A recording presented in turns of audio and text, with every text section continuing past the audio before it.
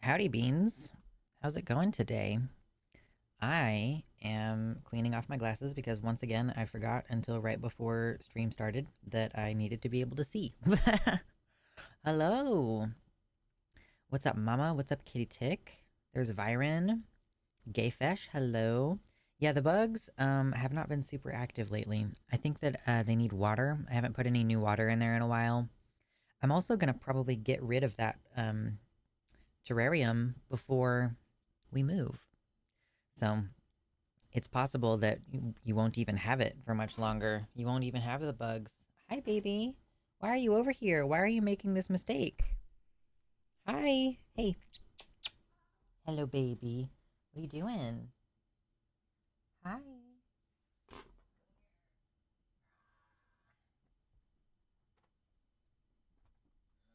Mistake. Hi, baby. Hi. Hey, sweetums. I demand a refund. I paid $0 to see bugs and I saw no bugs. What a ripoff. It is a ripoff. I know, it's terrible. Not gonna lie, you are way quieter than the music was. I don't know what to tell you. My voice is spiking in the yellow and the music was spiking in the yellow. Like on the only volume mixer that I have, we're both in the yellow. If I were to scream, it would go into the red. I don't know what to tell you. I can see Baby Claw. Yes, Baby Claw. Mr. Clawman. Ah, he came into my orbit, and that's a mistake. What's up, YouTube chat? There's 2 embers over there. Hello. Are you upset? Well, you're a dummy who came over here. That was your fault.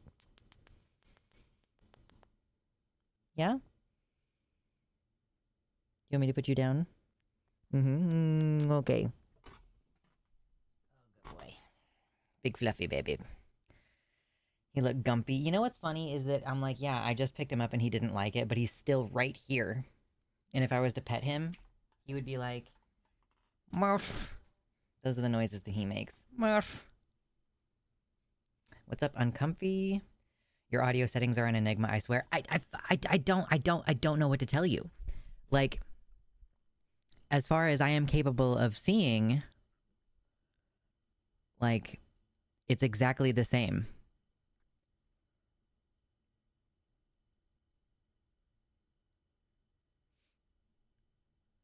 I'm like double checking. Is there anything weird happening? I don't think so. Like, the volume is boosted as much as it can be. Not gonna lie. Frustration. Gwen says the music feels louder because the sound is more full and has more going on. Yeah. That makes sense. Better than Ember. Hello, says music is always seemingly louder than talk. Right. Like, if I'm trying to use music to, like, not listen to other sounds, then music is always better than, like, listening to an audiobook.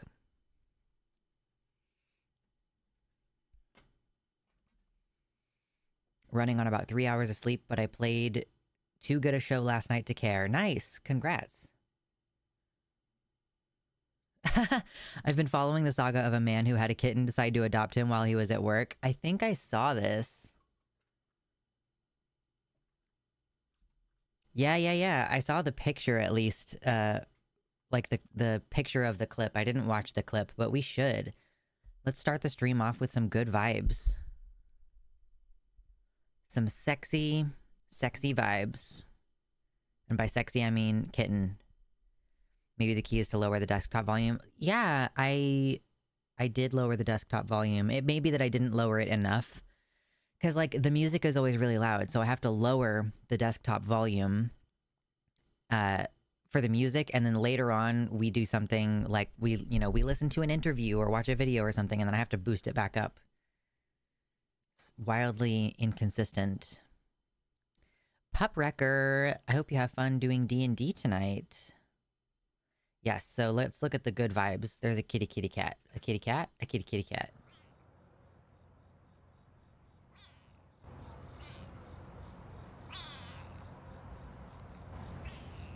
I'm boosting the audio as much as humanly possible. Hold on.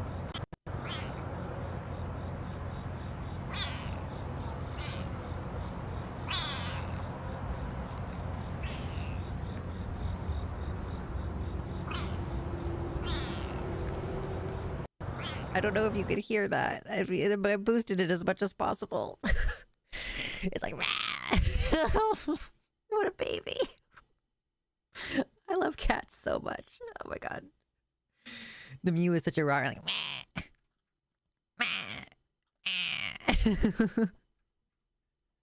it's so good. It kind of reminds me of the way my cat Lucy used to meow. Oh my gosh. Yeah, the internet truly is for cats and other stuff. And now he's screaming in the other room. Does he think that I won't pick him up again? Wow. Anyway, so the premise of that is, like, this showed up outside my work. I have no idea what to do, and everyone I would normally call about it sleeps like normal people. New development. It can climb people. Oh my god. Those orange cats are always so silly. Okay, it tried to get into the mouse bait, so it's inside now. Not very good at staying in the box.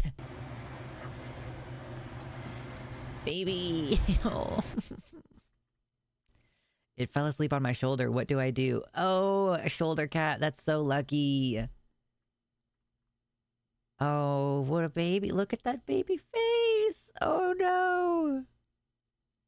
Oh, he's so sweet. Oh, my goodness. It fell off. We readjusted. Oh no. Oh no. Oh no. Look at it. Oh, it's such a baby. It's so tiny. It hasn't learned how to box. Yeah, well, he was trying to get it to lie down in the box. I think he brought it into his workplace. This all looks like a very corporate area, or not corporate, but you know what I mean, like commercial. And so he was like, okay, here's a box, stay in the box. And the cat was like, no, I want to lay on you. Baby, oh no. Oh no, his name is Dandruff. No. That's too cute. That's too adorable. I can't. Yes, Worker has been adopted. Like, I saw the very first tweet that was, he said, this showed up outside my work. I have no idea what to do. And I was like, congratulations, you have a cat. Like, you just, good luck.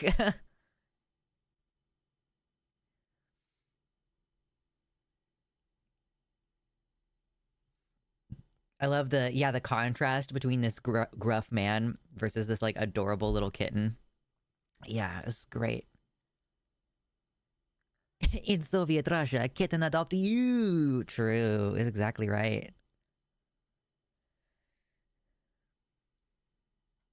Shoulder cat luck. IDK, my mom's cat screams at me to pick him up. I've never had a cat who really wanted to chill on your shoulders. It's unstable, and they just, maybe it's because I've always had huge cats too. Like my cat Lucy was, I think, like the runt of the litter basically, and he was still like 14 pounds at his heaviest, like enormous. Oh God, this is so true. Adopting a dog. You walk into the shelter, you see a puppy, you sign some paperwork. Oh, look, you got a dog. Adopting a cat. Just crashes through the ceiling. Congrats, now you have a cat. Cat distribution system strikes again. Yes. My partner and I were just talking about how the cat that we have now he's not very troublesome. He's a big fat cat. He doesn't jump up on stuff. He doesn't really claw stuff that he's not supposed to. And he doesn't have zoomies. He does like yell when he wants let into the bedroom, but overall he's like relatively chill. And that means we're cursed. The next time we get a cat, no matter how chill the cat seems at first, I'm sure it's going to be a zoomies and climbing on the fucking refrigerator and all kinds of nonsense. Hello, Mersh. Our cat Deja will walk around yelling at you and will often respond well to the shoulder perch. Is Deja a black cat? Like the Deja Vu cat from The Matrix? It helps having big shoulders and them being kittens. Yeah, of course. Yeah, for sure. And it may be also that we didn't put them on our shoulders when they were kittens, so they just didn't want to. But now, yeah, Mitternacht is like 17 pounds. So I don't think you can really do shoulders at that point. And I'm like a really small framed person, so he would definitely need to sink in his claws in order to be stable. Oh, we have 4 black cats. Wow. So how was everybody's week? It's Sunday fun day today. I mean, I don't know. We actually have a bunch of politics shit planned for today. So I don't know if you can qualify it completely as Sunday fun day, but it's definitely Sunday. Which means we've had another week. Oh, check this out. Look at what I have.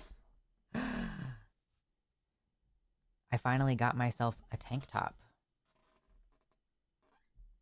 It's like a workout tank top, so it's definitely one that you need to wear a sports bra underneath it. But yeah, I finally got my merch tank top. Incredible. It's nice. It's pretty thin, so I feel like it would be nice, and it's like super soft on the inside too. But I feel like it would be really good to exercise in. I haven't worn it to the gym or anything. T-minus 48 hours until my first HRT appointment. Gwen, that's awesome. High five. Our younger baby refuses to eat unless you get on the ground and pet him while at the food bowl, thanks to my wife. Well, I guess that's better than being food aggressive. Sunday Gunday Bunday for me, as it is every week. Yep. I'll take off my duster later if we get to the stream goal. As usual, we have the stream goal, Oh, by the way, hit the like button. There's like 64, 66 people in here and only 26 likes. We're going to chill for a little while before the actual show starts. You know, we're going to warm up a little bit, say, hey, how do you do? All that jazz. But you should still hit the like button. But yes, as usual, we're trying to get the likes. We're trying to get the donations. If we get to $100 in donations, I'll take off the duster and I'll flex and show off. I'm in the middle of a cut right now, so I'm hoping that the muscle definition increases as I lose a little bit of body fat. So that's exciting. And I'm basically just going to be on a cut until I get to my goal weight. So we'll see how long that takes. But, and we're still running the GoFundMe. We actually just found out that the move is going to suck a little bit worse than we were expecting in some ways. Like, my partner is a skilled laborer in construction, and right now he works hourly, but when we move, basically nowhere in the area we're moving to hires laborers like him by the hour. So he's going to have to like get a subcontractor license and buy a lot of the tools that normally would be owned by the shop. Like if you work hourly, the shop owns some of the major power tools. So we're going to have to spend like more money and like not necessarily have secure employment for both of us when we move. Obviously, I'm still going to do this job and maybe even have to get another part-time job when we get there because it's just going to be a little bit more unstable than we were planning. So the GoFundMe will remain open indefinitely until we move and things are more solid. So yeah. Also means that we're going to definitely be looking into like as cheap of place as possible, which we already were, but like, you know, just means that we're going to be squished and still not have very much space for a bit. Simple answer, had a bad week. Another example of humans being horrible. I finally started crying yesterday, so food prep and Lux to distract me. Hey, we're here for the distractions, Dally. Absolutely. Yeah, Dizzy. It's like, it would have been much better, obviously, if you could just like do the whole find a new job thing before you get there. But yeah, so things are just going to be a little bit less smooth than we were hoping. But yeah, hopefully. Because like, yeah, and in order to get a subcontractor license, you have to take like a 16-hour class and pay all these fees and everything. It's frustrating.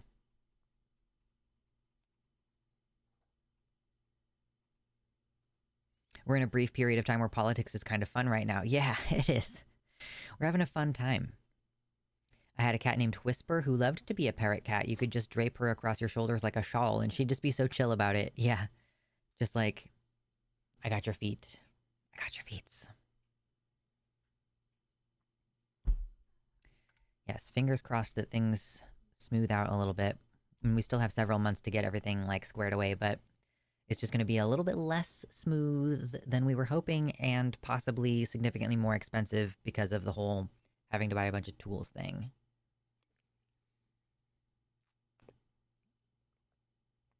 I have to build a commander deck by Tuesday, and I retired from Magic before this format was big. Rough. I do have some Magic the Gathering decks on my desk, actually, but we don't play very often.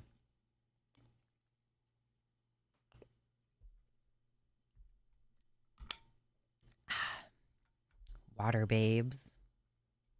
I have my water, I have my coffee. I just ate some snacks before the show started, so we're ready. We're so ready.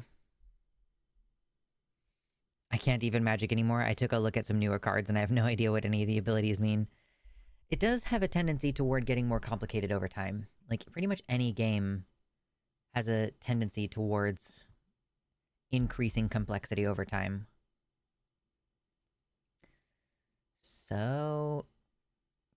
oh my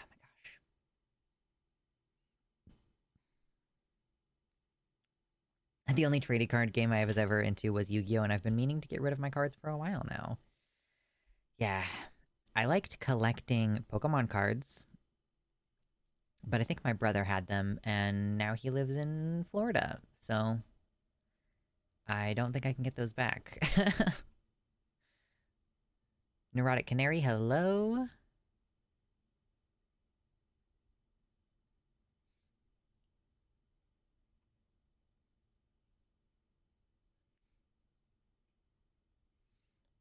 Can't justify spending money on Wizards of the Coast products after the stuff that they pulled. Yeah, like bad employment practices, right? It sucks that every single thing has to be complicated in some way. Like Blizzard Entertainment, which makes, some of the games that I absolutely love, like they suck balls and it's just not good to support them. And same with Wizards of the Coast. Like, I just want to have nothing in my brain. I just, I want some complication free entertainment.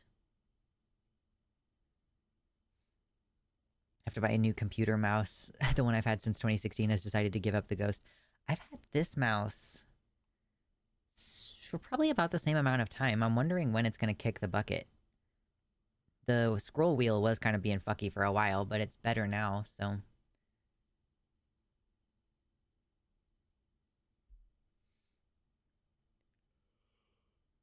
Oh, gosh. I do feel like with the whole politics shift having happened, it just felt like it was so neck and neck with Biden and Trump. Like I felt that it genuinely could go either way. Or like right after the assassination attempt, it seemed like Trump was going to really pull it out. But now it seems like it's going to be a lot less close. And that means that I think, I'm considerably less stressed about the potential outcomes. And I saw that Kamala is, at first, she kind of was pissy and annoyed when there were pro-Palestine protesters interrupting her speech, but then now she's open to having talks with them.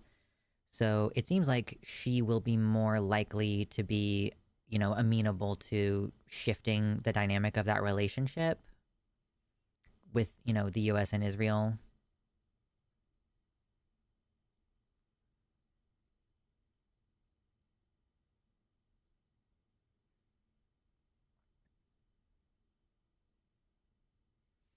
It is guffaw worthy that no one gives a shit anymore that someone tried to assassinate Trump, right?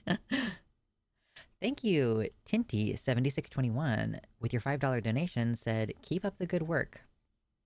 Yes, sir. Or ma'am. Sir is gender neutral, right? It is in Star Trek.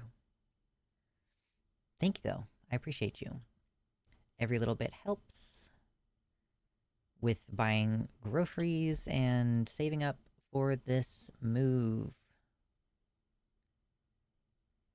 The last donation on the GoFundMe was yesterday. Blah. They always start to slow down in momentum after a few weeks, huh? Trump is wishing he got nicked in the shoulder so there was more damage at this point. Sympathy faded quickly when his ear magically healed. Right. Just almost no damage. He just got a little scrapey screw. Still scropey screw. If Trump had to hobble out to every rally from here on, it probably would have stuck out more. Fair enough. I just worry that if Harris wins, the Supreme Court will steal the election for Trump. Biden has been talking about Supreme Court reforms, so the Supreme Court has every incentive to make sure Trump is in office. Yes. I did see, so one of the things that I was thinking about doing today is talking about, and maybe reviewing this really recent Biden interview. Like, it's the first interview he's sat down for since pulling out of the race. And it seems like he wants to institute some of these reforms before he leaves office. So, Biden, you have literally as much time as I do before my move to fucking do something. One thing was that he was talking about making a term limit of 18 years. But the question too is, would he be able to push any of this before leaving office? Or would he be able to, if he were to expand the court, would the Senate, it's the Senate, right? The Senate is supposed to approve his appointees.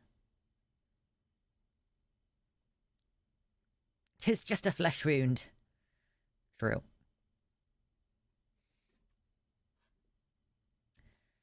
But yeah, it was definitely interesting seeing him speak.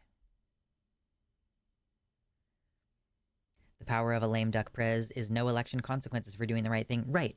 He can do whatever he wants to right now, and he's not concerned about trying to win the election. You know, he can do literally whatever. Don't need this in my ear right now. I wonder if maybe they did plastic surgery on his ear. Well, it would still be healing, right? Because it's only been, shit, what has it been? Like, has it even been a month?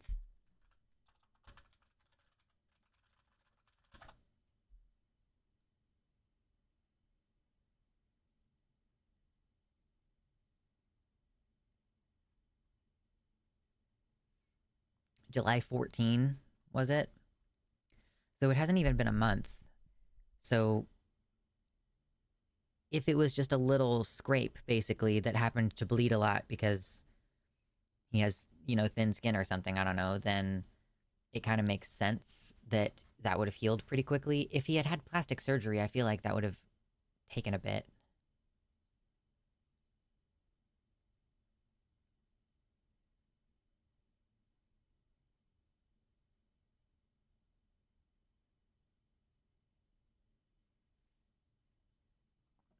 Viren says, I ree a little bit at referring to presidents as lame ducks because that term is supposed to be for the period between the November election when a new president is selected, but the old one is still serving their term. Yeah, like the period between election and inauguration. That makes sense.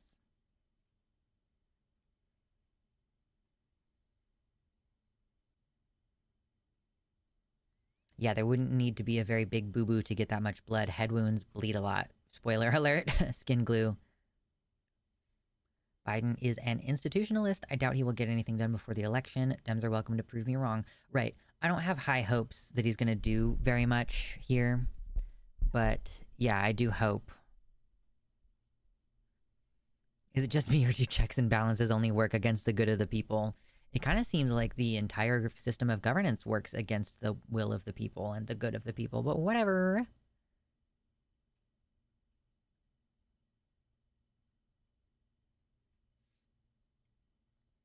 Phantom Angel of Music, welcome in. We're just chilling right now. We just talked about, we were just talking about the election and how the tide seems to have shifted pretty dramatically in a pretty short amount of time. Like everybody felt pretty hopeless a couple months ago, and now it's feeling a little bit more hopeful.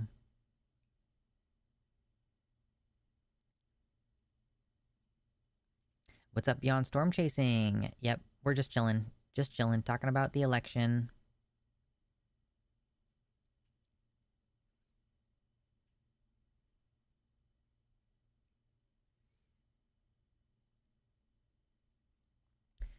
So yeah, those were the kind of things that I wanted to talk about today. So stories for today. Dr. Cass of the Cass report over in the UK that everybody's citing as like, oh yeah, this is the reason why we shouldn't give trans kids healthcare. She was like, wow, Irreversible Damage is a great book. That's amazing. So we want to talk about that. We might look over this Biden interview that he just gave and kind of do a little React Andy to it. I was thinking I would also like to talk about how there are several Olympic athletes who have collapsed due to a COVID infection recently. And someone put in the Discord server a leaked training video from the Heritage Foundation's Project 2025. So it's like a 50-minute long video, so we would definitely like have to take a longer time reacting to it. But it's like, this is a training video intended for political appointees to talk about what the plan is for the next conservative administration, which I feel like is a pretty big leak. Did you say you're maybe not streaming on Wednesdays? No. So the Renaissance Festival is coming up soon, which means I will be busy on the weekends. So we will be going down to only Wednesday streams for about 8 weeks. But it's still going to be a few weeks before we make that change.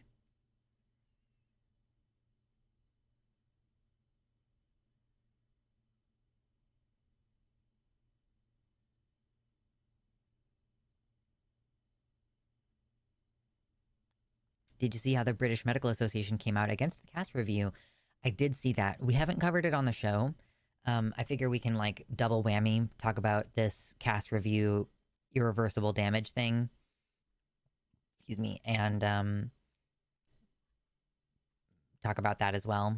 The British Medical Association. Excuse me. Jesus Christ.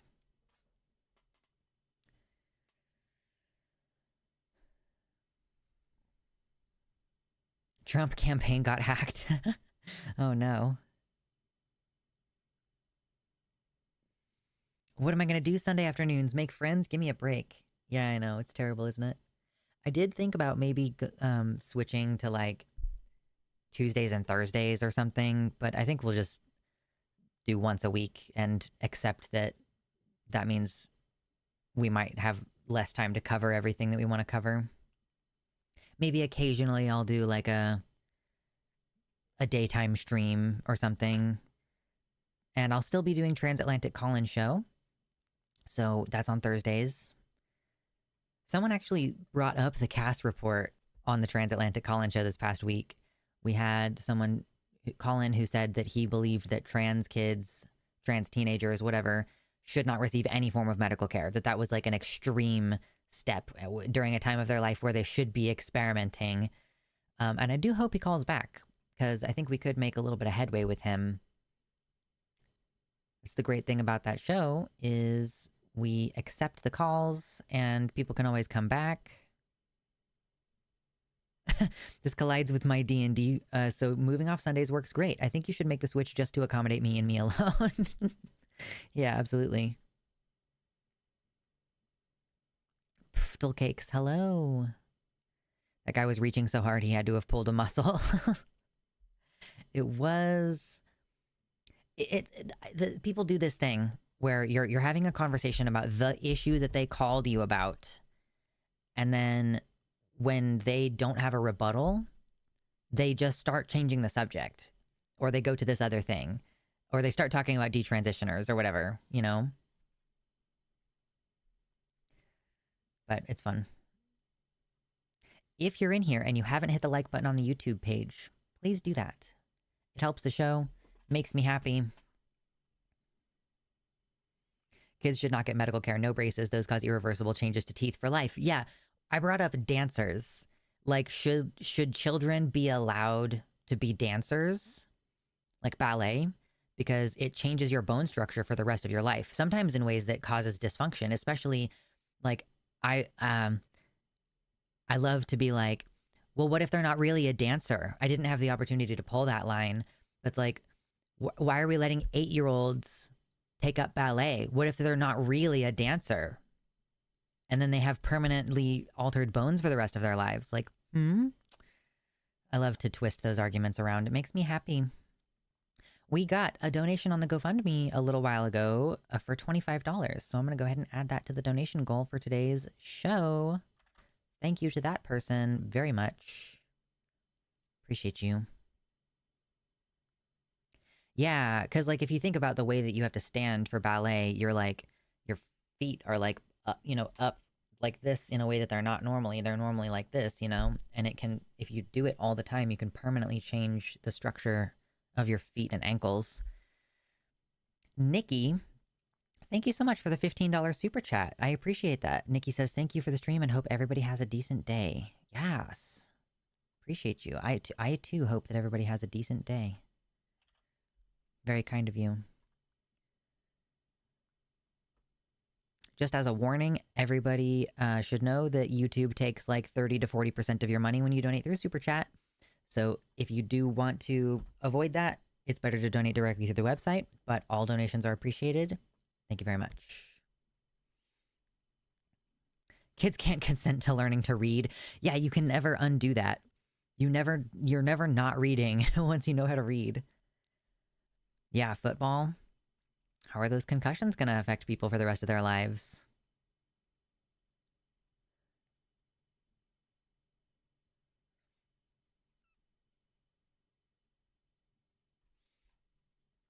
Yup.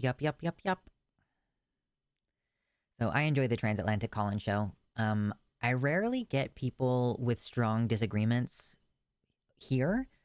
Very occasionally, we will get people here who are kind of trolling or being obnoxious. I think in the future with those, I'm going to be quicker to be like, hey, why don't you join the Discord? Why don't we have this call? Like, why don't we have this conversation right now? Because I just think that that could be more useful than me talking to the. It's always somebody in the YouTube chat too, and that's not necessarily going to be there. Like, it's not going to be as easy to see as if there was someone in this chat and I was talking to them. Oh, yeah. Bull riding and rodeo sports for kids. Yeah. The content. TM. Also donating through PayPal lets you donate $69, which is nice. True. Tachus is the most important thing on the line, hands down. Yeah, so I will say, oh, we're so close to 69 likes, you guys. Please. Yeah, I started in atheist activism. I mean, I was doing some LGBT activism sort of when I was in high school. Like, I started a GSA at my school, that kind of thing. Yep, I was that kid. But I didn't, like, when I started really doing stuff in person, it was through atheist activism and, you know, starting to learn how to argue and talk to people. It was the skeptic atheist community. So after a while, I started to feel like atheist specific activism it's a little bit hashtag first world problems, even more so. I know that people say that about trans issues too, like, oh, you don't see trans people in third world countries, whatever, blah, blah, blah. Let's not even go into that, but it just feels like compared to other things, I'm not saying that atheists aren't discriminated against or that we don't have, like, that there are certain rights that we don't necessarily have, but compared to being trans or being female or being gay, like, it just feels like a very high-minded, kind of lofty thing to bitch about all the time. So I have gotten away from it a bit. I do still talk about it. You know, I talk about the harms of religion, especially Christianity in its dominance, Christianity, Catholicism sort of deal. But yeah, it's just not my main bag anymore. So I am prone to agree that the Transatlantic Call-In Show of the shows on the line is one of the most important. Although, of course, you've got Chewed Gum, where they talk about women's issues specifically, which is awesome. And, like, I don't think that it's lacking in value to, you know, identify the ways in which certain religious arguments fall into fallacies or, you know, whatever. But yeah, it just feels like, oh, you're dealing with, like, your kid has to see the 10 commandments in their classroom. Like, wow, that's a big fucking problem. Wow. You know what I mean? It's just like a little bit silly sometimes. There do tend to be at least 1 or 2 mods present for streams, so we could probably facilitate a call-in process. Yeah, that would be cool. I just haven't, yeah, we just rarely get people in here who are argumentative. We got to 70 likes. Nice. We did it. I need to watch more Transatlantic. I muted my Discord because my boyfriend's there. You can mute specific people and specific servers and specific channels instead of just muting Discord entirely.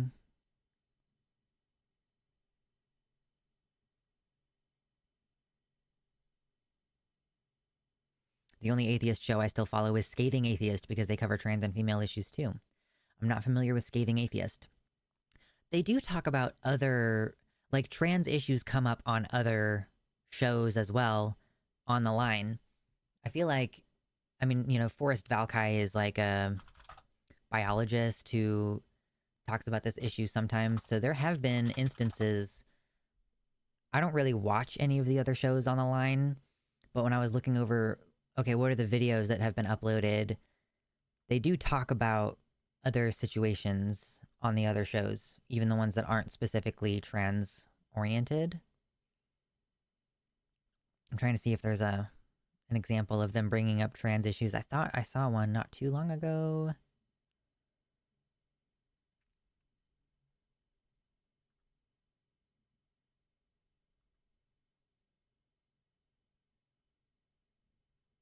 Yeah, yeah, so a month ago we posted a video where it was Forrest and shit, I can't remember his name. John Gleason. I can't remember his channel though. I thought I knew his channel name at one point. Anyway, the video is called "Transphobic Liar is Upset That He's Being Held Accountable." So yeah, trans issues do come up on the other shows. It's just not like the main point. I know, I love Forrest. He's so good. Friendly Atheist has moved very much into trans issues lately. Yeah, I just personally don't like Hemant because, okay, I used to be a contributing member to Free Thought blogs where like PZ Myers writes and like Zinnia Jones used to write. And some of us decided that we wanted to split off and make a different Godless Engineer. Thank you. We wanted to make a different like blog network because Ophelia Benson on the Free Thought blog network was being like pretty obviously in the early turf like process, you know, and the trans people on the network weren't really being considered, like weren't being taken seriously about our criticisms about her. So we were going to split off on a different website called theorbit.net. And Hemant, I guess he was like Googling someone's name or something and it came up on this brand new website. And so he decided to blow the news before we were ready to announce that we were starting our own blog network. So I don't really like Hemant for that reason. Like he didn't reach out to any of us for comment. If he had reached out, it would have been like, hey, yes, we are preparing to launch this network, but we are not ready to announce it yet. So could you fucking shut the fuck up for like 3 weeks? I just really am annoyed with that conduct, that comportment. A lot of the atheist people who helped me on my path out of religion are shitty now. Richard Dawkins, Sam Harris. True. Yeah, right. You did too good of a job making this a place for based queer people. I know. Hitchens would be rolling in his grave. Right. Like Hitchens was anti-choice.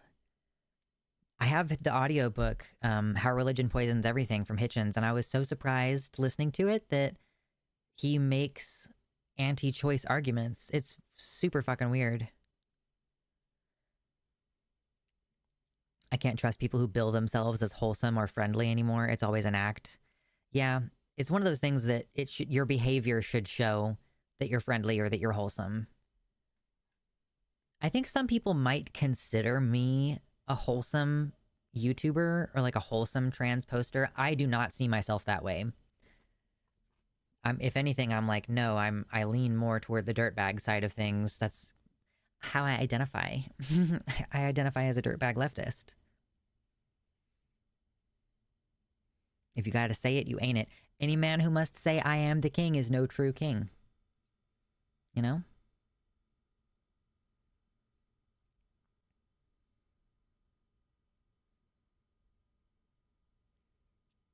Yeah, I would love to do a show with Forrest. If for no other reason than to just be like, dude, Forrest, you're the fucking best. Like, that would be so fun, I think. It would be so good. So far, I have not been invited to go on any of the other shows, but that's usually because the schedule is full anyway.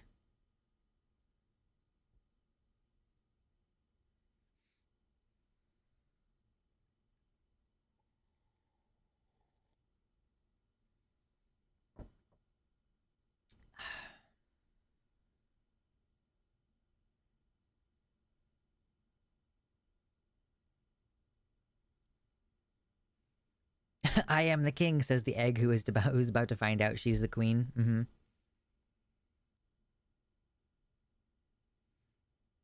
Anyone who must say I am a dirtbag is no true dirtbag. Yeah.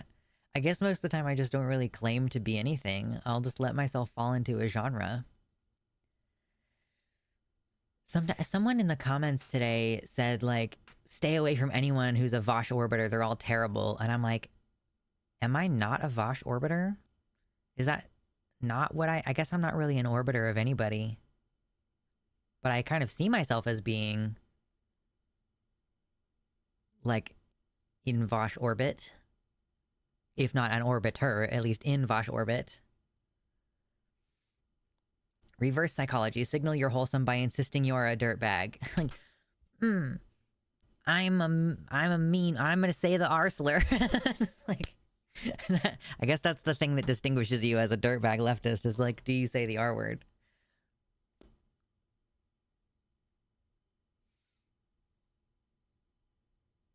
What's wrong with Vosh? Oh my god. Vosh derangement syndrome is the only thing wrong with Vosh. Luxander has its own gravitational pull.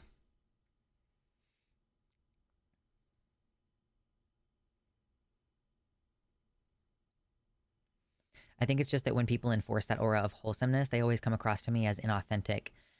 Yeah, like, it seems to me like in the streamer space, like Lumiru is like the obvious person that I should be friends with, but I actually kind of hate the vibes. I like Lumi just fine, like I think that they're fine, but you know, actually I think that they unfollowed me. I don't know if it was deliberate or if that was just like a thing that happened because Twitter is so shitty, but I don't think Lumi follows me anymore. No, they don't. So, yeah, not entirely sure what that was about, but if it's reciprocal non-appreciation of vibes, then I completely understand. I trust people who are rougher around the edges because they're less likely to be putting on an act. Yeah, that's pretty much how I feel. I like Lumi and I feel like Lumi probably is as wholesome as they portray, but it's just not the community vibes I'm going for. Yeah. Just not the vibe that I'm here for. You don't necessarily have to be friends with every other trans person that exists.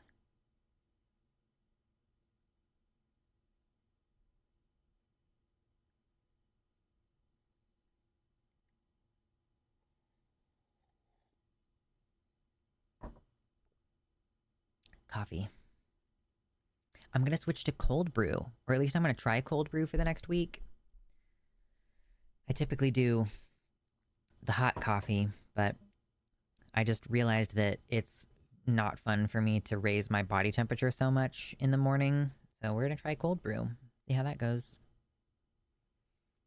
It's okay to just not like people and not come up with like a bunch of political reasons to discredit them. Yeah, crazy.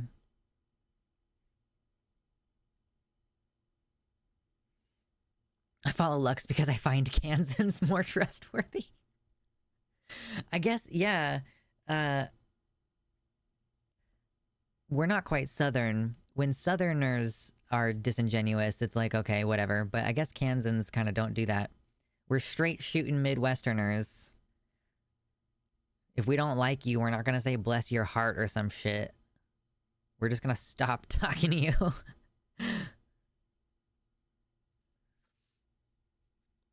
100 viewers, 80 likes. We're on track for 100 likes today. Thank you all so much. I appreciate you. And leftists who hunt and aren't gun-phobic are cool also. Yeah. I went shooting this morning. We went to the archery and did a archery this morning. I left my finger guard. Oh, it's in my pocket, actually. I need to get it out of my pocket. I left my finger guard at home, so it kind of sucked a little bit, but yeah. We did some archery this morning. I'm probably going to wait to go hunting until like October. Because listen, sunrise is at 6 in the morning right now. And it sucks. It sucks. I don't want to get up at 6 o'clock to go hunting for rabbit. And then a lot of people say that you shouldn't hunt rabbit in the summer anyway, which is like a little bit of a myth, but it's also like not entirely off base. There are more bot flies in the summer, and bot flies lay their eggs on rabbits' fur. And content warning, this is disgusting. When the larvae hatch, they kind of burrow into the animal, and it's usually like on the top layer of muscle around their neck, which is fine. You can just cut that meat out. It's not a big deal, but you know, it's kind of gross. And then the risk of tularemia is a little bit higher in the summer. You know, fleas, there are more fleas and ticks in the summer, so it would be easier for you to get tularemia in the summertime. So it's like, it's not as though you should never ever hunt rabbit in the summer. It's just not considered as good of an idea. Also, some people say that rabbit tastes really grassy in the summer. Like the taste gets a little bit better a little bit later in the year. So we'll see.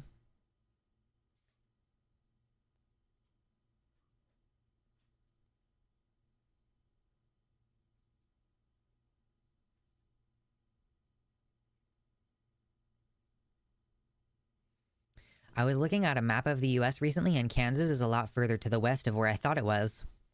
We're just right smack dab in the middle. We're just like there, right in the middle. I'm trying to be more comfortable with not being liked for my opinions, which would be a natural outcome of being more honest. That's the thing. Yeah, absolutely. You do have to be, like, if you're going to be completely yourself, you have to be comfortable with the fact that people are not going to like you for the things that you do and say. Like, I am very comfortable with that. I'm autistic. I don't fucking care. Like, I mean, I care what, like, certain people think of me. You know, there's some folks in the chat here that I'm, like, friends with, and I would feel bad if you thought badly of me. Like, but overwhelmingly, I'm like, yeah, listen. Like, I don't think that it's bad in every single instance to say the R slur. I don't think it's bad in every single instance to say any slur. Like, I'm sure that there is a context in which it's okay or makes a good point or whatever. Or, like, yeah, just so many different things. I'll be wrong. I'm sure I've been wrong before. I've been confidently wrong before, I'm sure, and I will be in the future. But I do try my best, and I'm open to revising my opinion. And even that is something that some people view as, like, oh, you're weak. You're not going to stand by your opinions or whatever. And it's like, no, I'm a skeptic. I'm going to update my opinions with new information. And some people are just not going to like me for the things that I say. It's like, okay, you don't have to hang out here. Beyond Storm Chasing says, my main hobby involves running around the Midwest, a la the storm chasing. Nebraska and Kansas have the most chill people on average. Nebraska conservatives don't have MAGA brain rot. Yes. Have fun at D&D. I forgot what is surrounded by Kansas. Kansas doesn't surround anything. Do you mean what things surround Kansas? Superman is from Kansas. That's true. We got the Kent cred.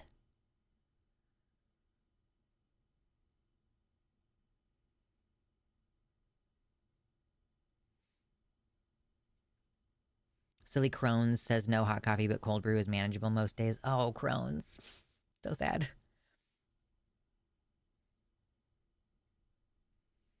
Yeah, we love a tactical slur. A lot of Western states don't have natural borders to them. Right. Like, part of Kansas' border is the Mississippi River. Right? Yeah, Mississippi River. But most of it is just, like, fucking rectangle. Have you ever been to that Center of the United States monument? Nope, I'm not really much for monuments. My grandma took me to the Four Corners one time, but that's pretty much it.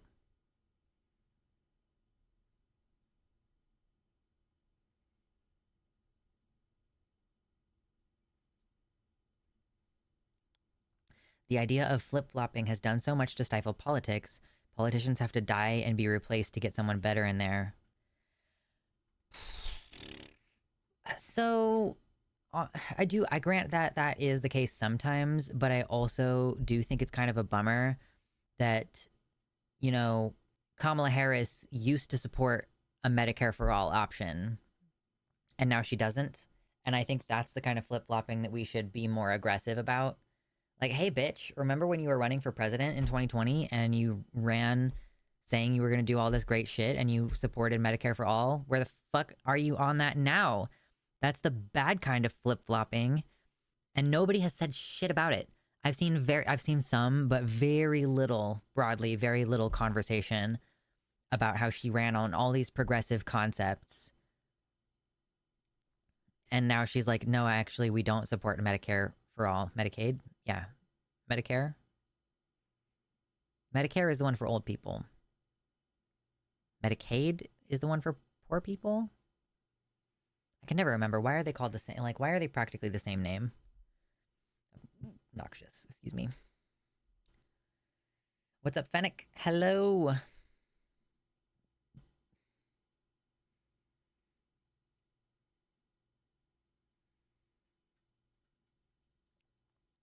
Politicians on average have an authenticity issue, so it's a fine line to manage changing positions without it appearing cynical, especially at higher offices. Yeah. Like, you son of a bitch. Yeah, Medicare is old people. Okay, cool. That's what I... Old people and disabled people.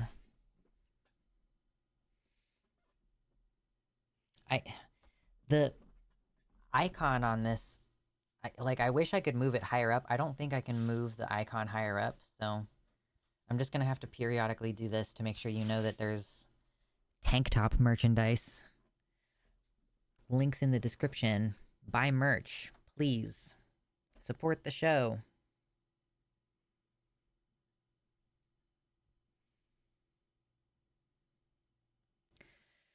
Yeah, that's a fair point, Mersh. The pharmaceutical companies and the medical interests are so powerful that they have effectively eliminated much of a chance of having Medicare for all, etc. The companies make millions overcharging Americans. Yeah, and the insurance companies too. I think even just eliminating insurance companies would, like, if everybody just paid the cash price, that would honestly probably drag medical costs down by, like, millions, if not billions of dollars per year. But, like, having a middleman is part of what jacks up the prices.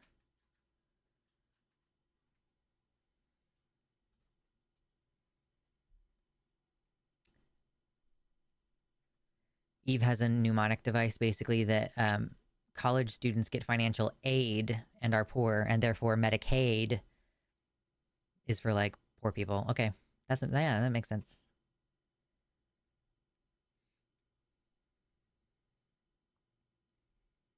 Look, it's easy. We just need to make sure that every politician in the future is Bernie Sanders, someone with half a century of being consistently right on the issues. Yeah, you're not allowed to be a politician anymore unless you've been right on all of the issues. Every single issue, or at least 50% of them.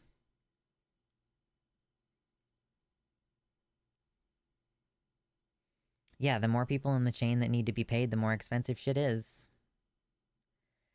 It's like crazy because we have insurance companies as a middleman, you know, supposedly mediating healthcare, but they also frequently deny your shit, you know? They're like, actually, I've decided not to pay it. So the price is a million times higher because there's a fucking middleman in the first place, but then they're just like, lol, I'm not going to pay for it. Hello, Drea. Welcome in.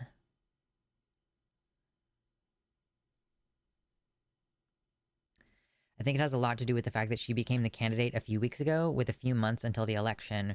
Right now, they're focused on beating the fascist Republican platform. Yes, but that is the point of my frustration. The point is that, like, in trying to beat the Republicans, they're trying to win by being more centrist. As though they're going to pull Republican voters, you know? Like, why don't you just leave the fucking Republican voters and actually appeal to leftist or left-leaning voters who are completely disillusioned with the process because none of our views are being represented? Like, I have made this argument. I keep having to make this argument recently because I posted my Tim Walz video a couple days ago saying, like, hey, this dude seems pretty fucking cool. And people are like, oh my God, you support genocide because Kamala is not going to be good on the, you know, Israel shit. And I'm like, literally fucking none of my views are represented by anyone in the government, basically. AOC was close. Bernie is fairly close. But I believe that there should be no insurance companies for medicine. Like, it should be illegal. Like, there should be just like a national health service. You know, I believe that you should be limited in how many properties you're allowed to own. I think that corporations should not be allowed to own residential properties.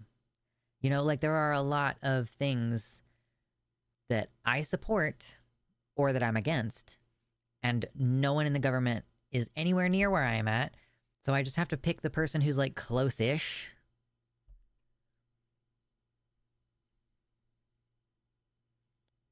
Mama Mephistopheles says, I actually am correct on every issue. Vote for me.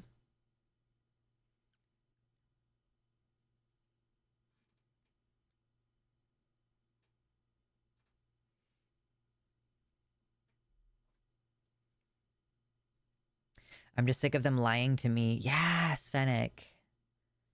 Apparently, Illinois banned prior authorizations recently. Yeah, I heard that. So you don't have to like seek permission from the insurance company to get the healthcare that you need.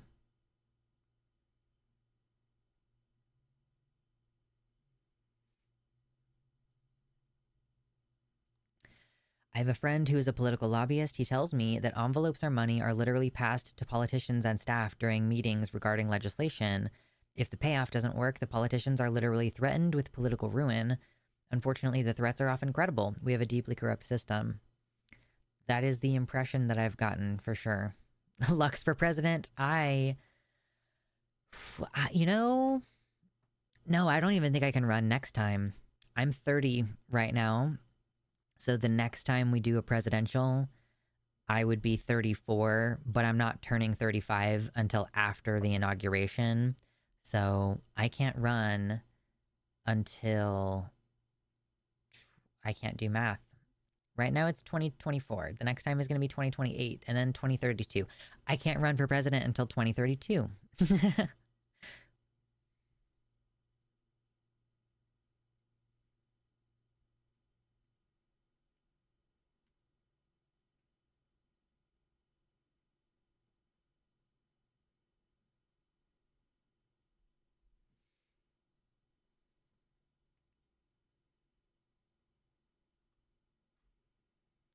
Okay, I don't want to read about insurance companies. It sounds really frustrating today. This is why we were so excited about Tim Walz. He isn't afraid of his own record turning people off, and he isn't afraid of arguing for a position. It's not just that his record as governor is great, he's also great at not running from his own shadow. Yes, that's true. You could run for Congress though, right? Yes, I could. Here's the real deal. I'm never getting into politics. Like, we'll talk about it here, but my role in this is to be a political agitator and to, like, I'm gonna become more invested in like community oriented stuff, but not in that like running for office thing. I'm more of a practical, hands-on, on the ground kind of person. I'm more interested in like growing food and checking on my elderly neighbors, and, you know, if anybody wants to like make, like, if you all want to band some of your money together and buy some land near where I already live, sure, let's have a mutually supportive relationship. But holy fucking shit, I am not interested in, do you know that really like 60 to 70% of your job as a politician is calling people begging for money for your next re-election campaign? Like, no thank you. No thanks, I'm good.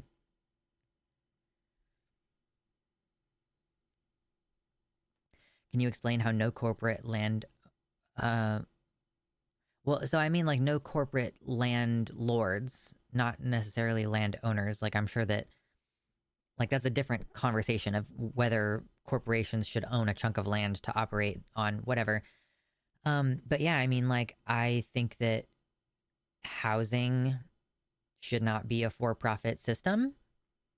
So if it were made public, like if all housing were operated by the local government, for example, as far as rentals go, you know, apartments and townhomes and stuff like that, I just think that, like, yeah, a corporation shouldn't be able to buy up a bunch of houses and then Airbnb those houses, or buy up all of the houses in an area and then rent all of them and set the rent like $1,000 higher than it should be. Would that be funny if you start making Luxander 2032 shirts and then you actually win the election? Listen, would you all buy it if I made Luxander 2032 shirts? Because I'll make it. I have a merch website. I'm fully capable of doing it. I think being a political agitator counts. That is politics. Well, I mean, like, I'm not going to run for office is what I mean. That's, yes, I am operating in the political sphere by being a political agitator, but I'm not going to run for office. That sounds like a fucking nightmare. Yeah, I got plenty of time to campaign, though. Gayfesh says, I can run for president anytime I want. And when, I bet. It would be easy. It would be so easy. Easy peasy. I should eat some honey. I think I'm about to get big into honey because it's good for your voice, right?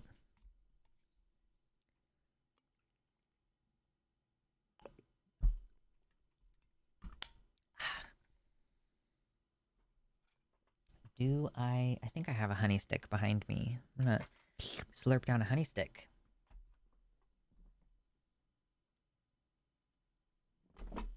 I wonder what flavor this is. I don't remember what flavors I got. Imagine we all just convene and move into a small, unsuspecting town and turn it into a socialist paradise. What if we move into a largely uninhabited part of Oregon and incorporate a town and make our own town with hookers and blackjack? Ooh, is this the coffee, honey? That smells like coffee. Oh no, that's fruity. What? It's tangy and fruity. Like strawberry, maybe?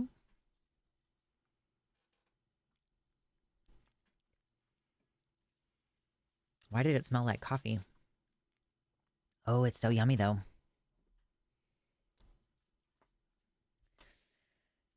I love the Renaissance Festival and farmers markets and other events like that because you can get honey sticks.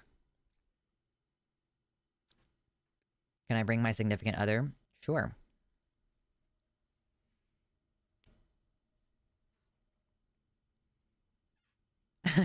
I feel like if you want to incorporate a community with hookers and blackjack, you probably need to go to Nevada.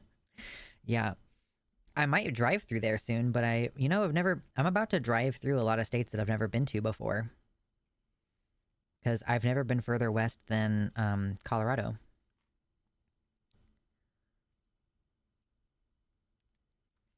How does one even start a town in 2024? Is that even possible?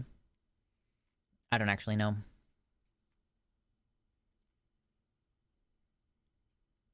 I just made some coffee and my brain was like, Lux is talking about the coffee you just made. And that's kind of funny. No, you haven't missed anything tactical gaming. We're still fucking around. We will talk about the serious stuff in a bit, but we're just still kind of... Actually, we probably should start the stuff because I think that we're going to do a couple of reaction things that might take a long time. But yeah. No, yeah, it's funny. Lux is talking about the coffee I just made. I'll be watching something funny and then my partner will like laugh in his area. And I'm like, it seems like the timing is that he's laughing at something funny that just happened in the video that I'm watching, but usually that's not the case. Move into and rebuild some abandoned towns, maybe. Yeah. The intentional communities subreddit talks about that a lot. Like, hey, are there any abandoned towns that we could move into and build an intentional community?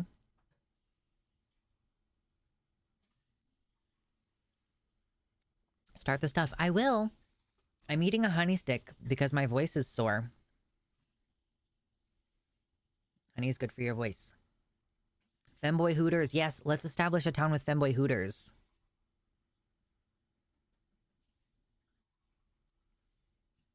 In Washington State, you need a population of at least 1,500 to incorporate into a town. I don't actually know that we need to incorporate into a town. You know? It's just a fun idea.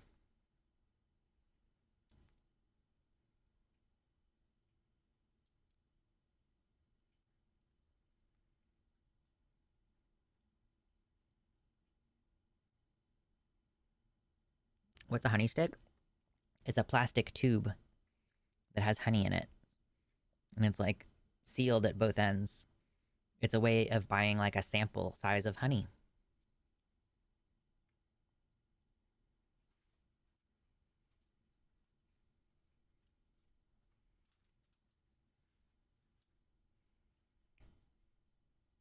Why is it strawberry then? Because honeys are flavored sometimes, like via infusion.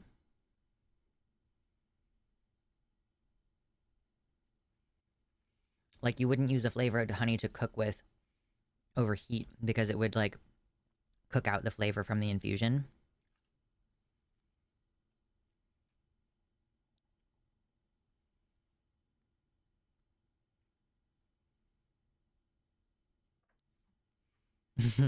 I don't know if I would like who I become in a femboy Hooters.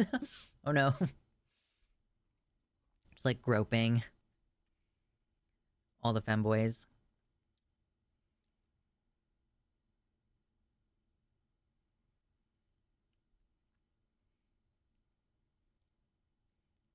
Blueberry honey stick sounds really good.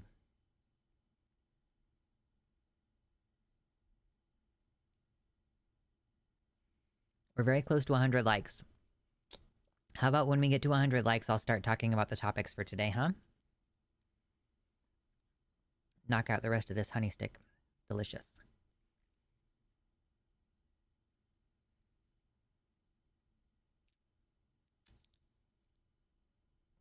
Speaking of something funny, hello, Ox. Coworker music. This is a term I've seen. Why? Shut up.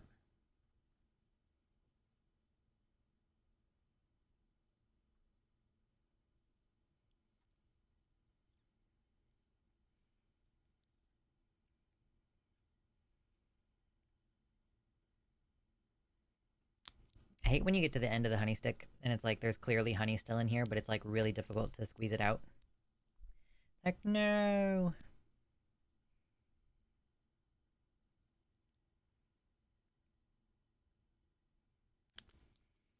I wonder how flavored honey would be in tea. I bet it would be so good. I have some sunflower honey. I don't think that it's a sunflower infusion. I just think that the sunflower is the flower that the bees were eating, and it's so good. And I put it in tea recently, and it was so good. It was like one of those floral teas. It was so good. I have cramps, and I'm not thrilled that I have cramps. My sympathies, Fennec. I've also been a little bit crampy the last few days. But only a little bit. Okay, what is this? What are we watching? What? Pop up more and more recently in online spaces.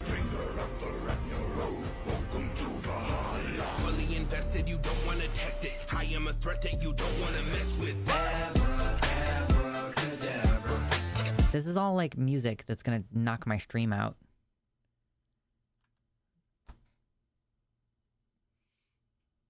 Stream, I'm taking y'all with me to the plasma house. High five. 99 likes. If we get to one more, I'll start talking about the actual news. Oh, there's 101. All right, there it is. Took me a second for it to show up.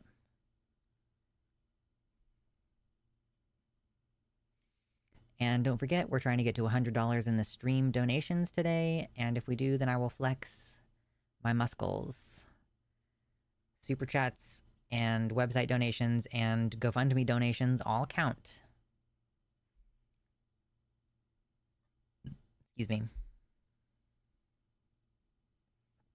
Okay. What should we talk about first? We've got Olympians collapsing. Under 5 seconds. He doesn't want to get demonetized either. It's different on a live stream. Like they don't have, they're not like giving the same, they don't give the same like benefit of the doubt on live shows. I just generally just avoid listening to anything with music in it because why would I do that? Okay. So we have Biden interview. The first interview that Biden has given since he dropped out of the race. We've got Cass.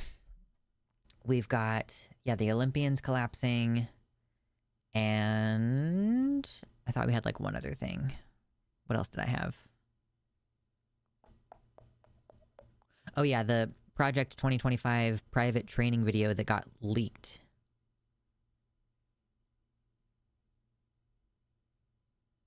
We have 1 vote for Cass. This is like a 50-minute ProPublica video. So, okay, ProPublica or Biden interview or Dr. Cass or Olympics. Yeah, that Algerian woman won the gold medal in boxing. And the woman that she beat, like, gave her a huge hug after and everything, too.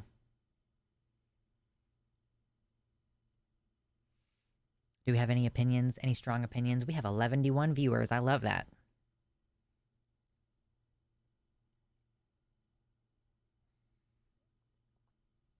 '25 vid. That's gonna be a long segment, the 2025 thing, because the video itself is 50 minutes long, and so the reaction to it is gonna be long. 2 votes for ProPublic. Olympic.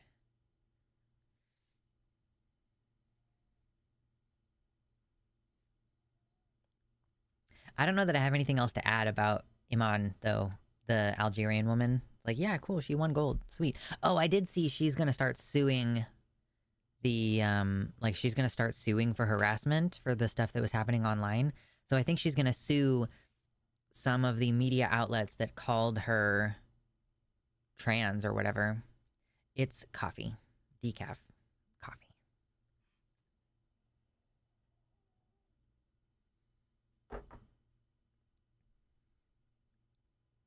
I vote 2025 last because reasons. Okay.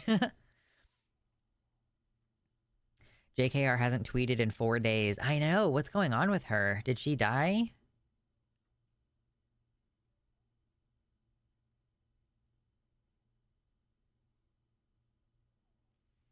IDGAF about the Olympics, honestly. Well, so the story is actually about how a bunch of Olympians performed with COVID and have collapsed recently. Like, I think that there have been several, but the only 2 that I specifically heard about was this one sprinter. And you know that shooter? There were like 3 shooters that everybody was like, wow, she looks so cool. The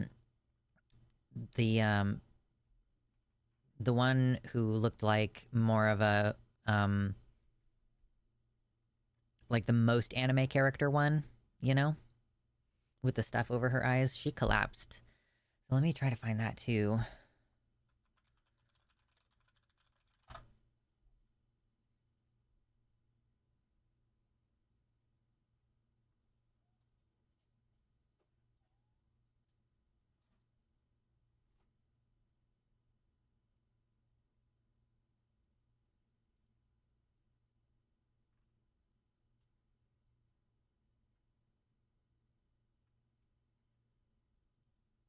Okay. There have actually been like 5, or I found 4 different articles about Olympian athletes collapsing.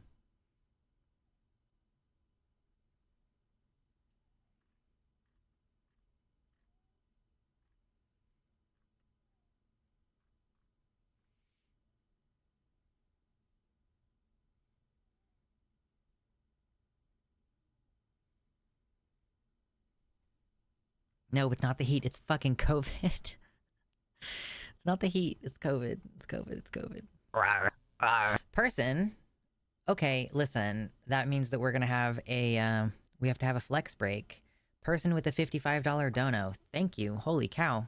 Appreciate that. That puts us at $100 for today's show.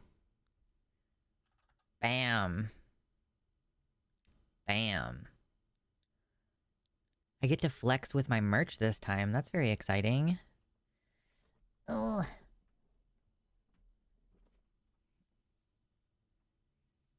Okay. Sun's out, guns out. Get my hair out of the way. Yeah, these shirts, they have the really, like, wide sides. So unless you're trying to show a lot of side boob, you gotta wear a sports bra.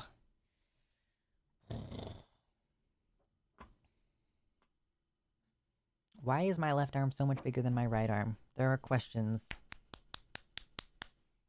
It's making me feel like I'm starting to actually lose some of the weight, though, because I feel like there's a little bit better definition than there was a few weeks ago. Yes! Welcome to the gun show!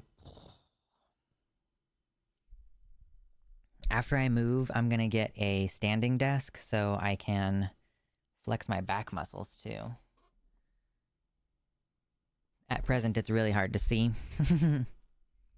We got the lats. Yes, respectfully objectifying your biceps there. Yep. And I'm going to start working on this muscle right here so I can round out my shoulders a little bit so I don't look fucking goofy. Hell yeah. Really wish that I could put my mic somewhere where it's not in the fucking way all the time, but I don't know that there's much of an option for me right now. Respectfully objectifying your biceps there. You don't even have to be respectful about it. Honestly, it's not a requirement. I would give real money for my sinuses to quit draining. Oh, jeez. Person is such a default enter player name type of username. Yeah. It's fun, though. We appreciate it. And we'll do another flex if we get another 100. How about that? Oh, why is VLC still open? I don't need that.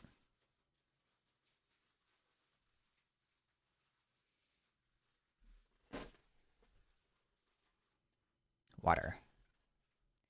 Would you ever make exercise videos? If you all go to my throne wish list and buy me the lavalier mic that's on there, then sure.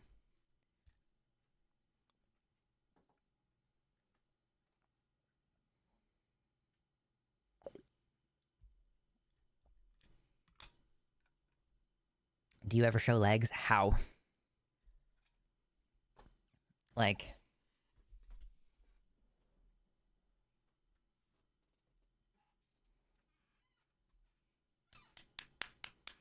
How? Ooh. That hurt my knee somehow. I don't really understand how that works, but I hurt my knee.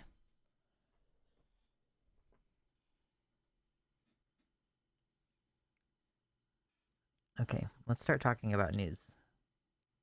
We'll start with the Olympics, I guess.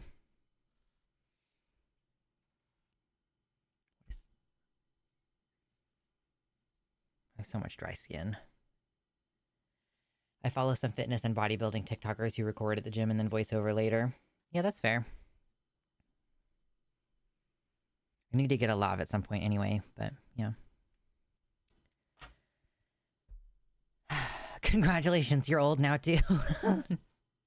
Yeah, I love being old. I'm 30. I love being old. It's a milestone. I love having white hair. It's great. I'll buy you some fishnets so you can work at the Femboy Hooters. I have fishnets. Listen, if you want to see legs, go to fansly.com/Luxander. I don't post nudes, but I do post thirst traps. And actually, the picture that I just posted, pictures, because I did post a few. Here. There's legs. You wanted legs? There's legs. Are you happy? Pay me $5 on Fansly and you'll get more.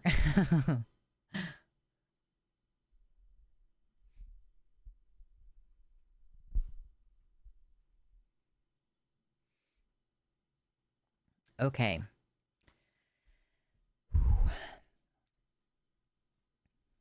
Leg. Mm-hmm. Showing off the tattoo a little bit, you know? I need to get it touched up, which I'm going to do next month because I want to go swimming this month. Anyway. We just talked about the Olympics because there was a transphobia, like an international transphobia happening toward Imam Khalif, but that's not what we're going to talk about today. We are going to talk about the Olympics, and I know, like, it's not super relevant to everybody. Not everybody cares. I'm not really hugely invested in the Olympics. It's just, I like it for the memes. And when you occasionally hear about stuff, you know, it's newsworthy. It's more fun to me than when the Met Gala is trending. I'm like, I don't care about the Met Gala, whatever the memes, blah, blah, blah. And yeah, so some interesting news has been coming out now that we're deep into the Olympics, or I think maybe even today they're doing closing ceremonies. So I've been seeing some really interesting news that I wanted to talk about around the health of these athletes. I think everyone considers Olympic athletes to be the most healthy a person can be, like at the peak of human health, the peak of human accomplishment. You know, they're the best of the best. They probably have the best diets. They probably, you know, take care of themselves more than anybody else, right? However, we're seeing a rising incidence of Olympic athletes collapsing with apparent, like, serious health episodes, which should be a concern for everyone, because the thing that's making this happen is the thing that's affecting everyone globally. You know what a pandemic means? It means it's affecting everyone, everywhere, all the time, pretty much. They say, oh, it's endemic now, but endemic diseases have seasons where it comes and goes, and it typically only affects like certain parts of the population, or maybe only in certain locations. But the waves of COVID seem to be pretty well, like, globally happening at the same time. And also, like, the lowest of the waves is like the time in between the waves, we still have like a higher than acceptable incidence of illness with COVID. And we're mostly finding this out through wastewater testing, because mostly folks are not actually being tested. And hospitals, as of a few months ago, are no longer required to report COVID cases. So we have like these giant waves, like every 2 months or so, we're in the middle of a giant wave. We always have a big peak in June, July. There's a tiny bit of a lull in between, and then we have another big peak in August, September, October, and then it drops a little bit, and then we have another massive peak in December and January. And like February, March is like the lowest COVID incidence that we have throughout the year, and we're still dealing with like hundreds of thousands of new cases per week during that supposed lull. And yeah, so I know that you all probably are not excited to hear about COVID. Most people want to believe that the danger has passed, but it hasn't. And here's how you know, because I have 4 different Olympic athletes that I have an article about them collapsing at the Olympics. The first one here is Noah Lyles, which is probably the most high profile one, I believe. He is an American sprinter, and he was infected with COVID-19 like the day that he went for this run, which is like, that's dumb. Don't do that. Hey, come here. Listen, come here. Don't exert yourself when you have COVID. In fact, don't exert yourself for like as long as humanly possible after you have COVID too. Because the more you exert yourself, the more likely it is that you'll have long-term health complications. And I think that the WHO just released stats that like 400 million people globally have long COVID. You don't want long COVID. You don't. You don't want it. You don't. Promise? I promise? Listen to me. You don't want long COVID. So, Lyles. Apparently the media has been sort of downplaying this. He was expected to win gold and possibly set a new world record in the 200-meter sprint.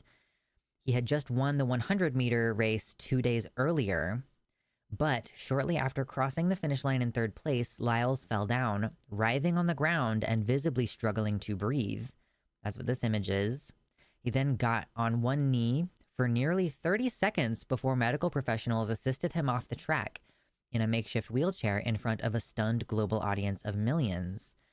He returned a few minutes later wearing a mask and revealed that he had been sick with COVID for the previous 2 days, saying to a reporter, quote, "I woke up early about 5 a.m. on Tuesday and I was feeling really horrible." He later added, "I was quite lightheaded after that race and the shortness of breath and chest pain were definitely active." He then announced on Twitter that he would not take part in his final event the next day. This disturbing episode has upended the lies of Joe Biden and other world leaders that, quote, the pandemic is over. In fact, COVID-19 is spreading like wildfire with no mitigations in place to protect public health. On Friday, the U.S. CDC updated its wastewater data showing that over 1 million Americans are now being infected with COVID each day. 1 million new cases per day. And this chart goes back to 2020. So basically, this is when we had the initial lockdowns and concern was in March 2020. And then, we kind of locked things down, got things somewhat under control over that summer. And then a huge spike over the winter, of course, almost as high as the first initial one. This was after the whole vax and relax thing. And then, we just keep having these huge spikes. Obviously, over the winter of 2021 was the highest spike. It was just completely off this chart. And again, this is off of wastewater data because when you have COVID, it's in your entire body and you carry some of it out in your waste when you go use the restroom. And this is true of pretty much all viral illnesses. I'm pretty sure you can test wastewater levels for other illnesses as well, like the flu. But this is just looking at COVID. So every year, twice a year, basically, we have these spikes that are exactly as high as the first incidence right after the announcement that hey, there's a pandemic and we need to start locking down and everything. So remember here, this is where schools were closed. Remember this? This is when we closed schools. I was in college right here during this.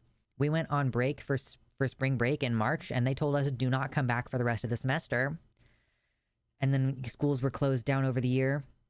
And here we are now at the end of summer 2024 in another giant peak that is still rising, and schools are open. Nobody's wearing masks. No mitigation efforts whatsoever. And the Bridge Access Program, which provides free vaccines and free or reduced cost Paxlovid to people who are underinsured or uninsured, is about to expire. So I am actually tomorrow, as of this recording, tomorrow I'm getting last year's COVID booster because the new one is going to come out. I think in September it usually comes out, but it's going to be $100. I previously went to a pharmacy that was not enrolled in the Bridge Access Program, and they tried to charge me $100 for it, or perhaps more. So honestly, if you're underinsured or uninsured, I recommend you get a COVID booster this month, even though it's not the updated juice that's about to come out. But if you can't afford $100, you need to get that free vaccination while you still can. Texas reopened schools in August of 2020. Yeah, smart. So smart.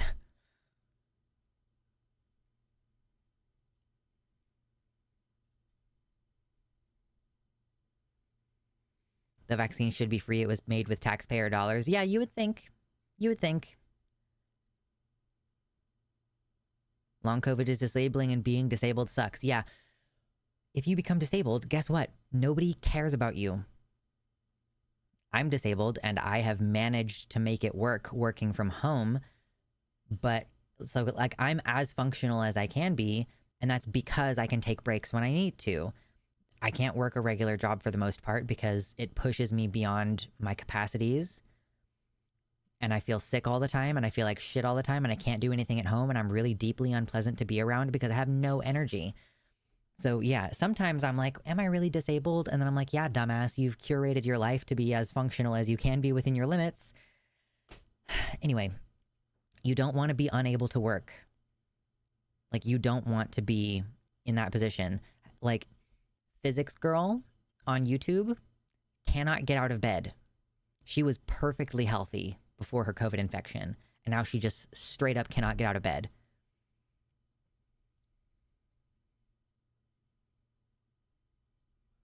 Apart from his own health, it's a real jerk move to do a race when you know you have COVID. Yeah, let me go compete knowing that I have a contagious illness.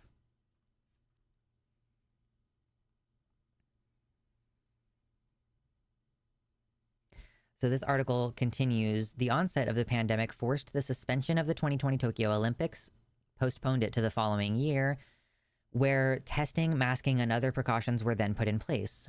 In 2022, the Beijing Olympics were held in a highly secure bubble set up in line with the zero COVID strategy then in place in China, protecting all athletes at the event. All of this, however, is now over. The Paris Olympics take place over a year after the World Health Organization lifted the COVID-19 public health emergency declaration, which is not to say that the pandemic is over, but merely that they're ending the emergency period, which I guess you can't live in an emergency forever, but basically from that point, it should have just been like, hey, all of these precautions are now normal. This is not an emergency situation according to that definition, but we're not reducing any of the recommendations. Every world government has scrapped all mitigations to slow the spread of COVID-19. What was once referred to as the Olympic spirit is effectively a dead letter. As with all modern sporting events, a tremendous amount of money is at stake in the Olympics for the athletes, their corporate sponsors, and the event organizers. Combined with the toxic promotion of nationalism, enormous pressures are now placed upon athletes to compete with COVID, regardless of the dangers posed to themselves and others. So, yeah, that's one Olympic athlete who collapsed and then was unable to continue performing in the other races he was supposed to do, or the other event that he was supposed to do. We then had the French runner Alessia Zarbo, quote, feeling better after collapsing during 10,000 meter race. So she collapsed just before the 26-minute mark of the long distance race, which consists of 25 laps around the track. They claimed it's humid and quite sticky, and maybe the whole emotion of the occasion has got to her as well. This article says the exact cause of Zarbo's collapse thus far is unknown. Earlier in the race, another runner, Rahel Daniel, dropped out of the event, jogging off the track just 6 minutes in. Commentators said, well, that's surprising. She didn't look like she was limping or in any pain, so she just decided that her Olympic run was over.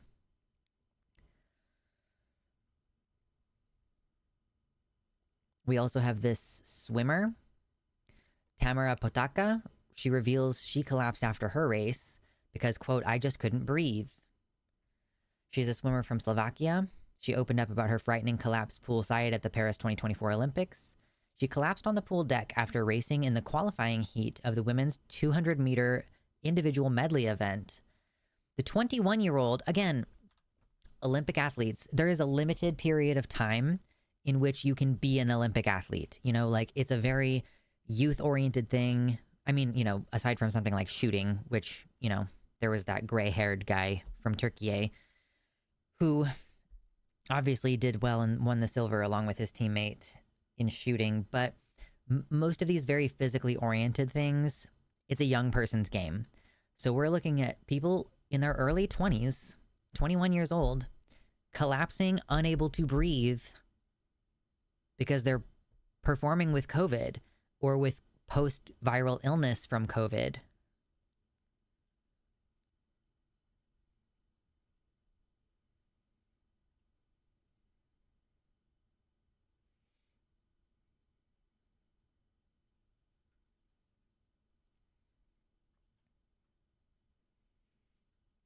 So they put her on oxygen therapy, this swimmer. She improved significantly soon after oxygen therapy and the delivery of medication. The same day, she was discharged from medical care. She released a statement shortly after leaving the hospital saying, everything is fine. You don't have to worry about me. Thank you for your support. It was originally reported that she suffered an asthma attack. Slovakia's team leader Ivana Lange said in a statement that, quote, this combination of nervous and physical tension, while she did not have her inhaler immediately available to use, contributed to the creation of this problem. Sure. Oh, wait. So actually, she said Potaka took to social media to address the chilling moment and clarify why she collapsed. She said she did not suffer an asthma attack after the race. I told myself I would go all out and leave my soul in the pool, and that actually happened. Unfortunately, due to total exhaustion, I couldn't leave on my own, so they had to carry me on a stretcher. No, I didn't drop out or have an asthma attack. I just couldn't breathe and move my whole body. Adding that she's now, quote, fine. Shortness of breath. That's heart damage. That's lung damage. You can't breathe very well when you have COVID.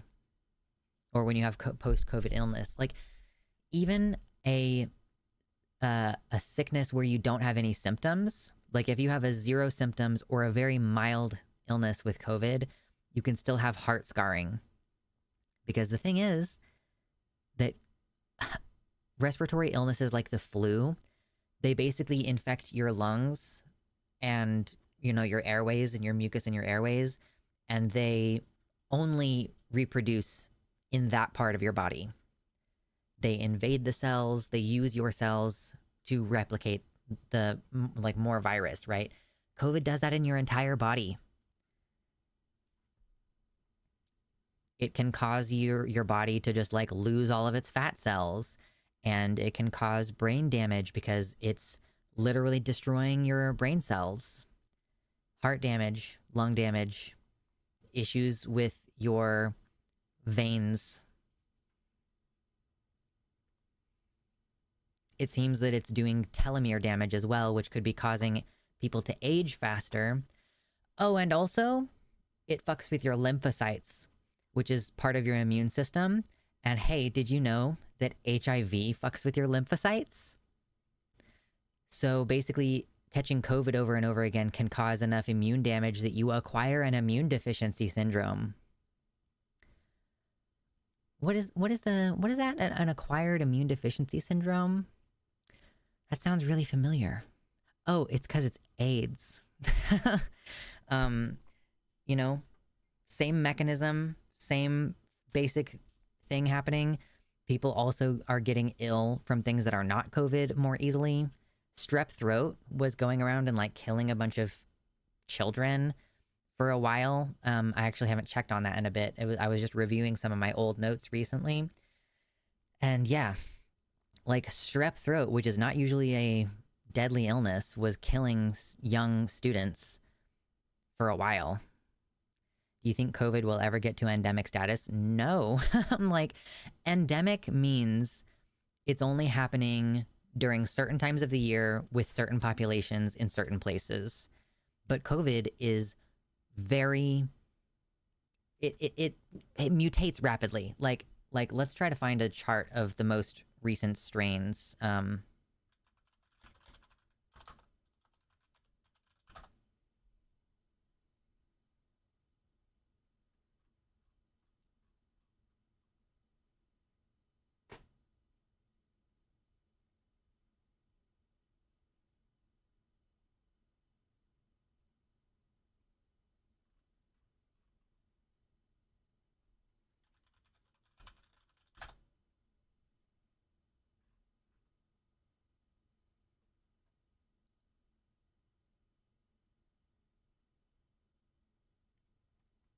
This is from the Wall Street Journal. And actually this was only updated, like this is an older one from like 2020. Like this is how rapidly coronavirus mutates. And all of these different ones, like guess what? Your body, if you get sick with this one in November at Thanksgiving, and then you come into contact with this one at Christmas a month later, you can still get sick twice. You know?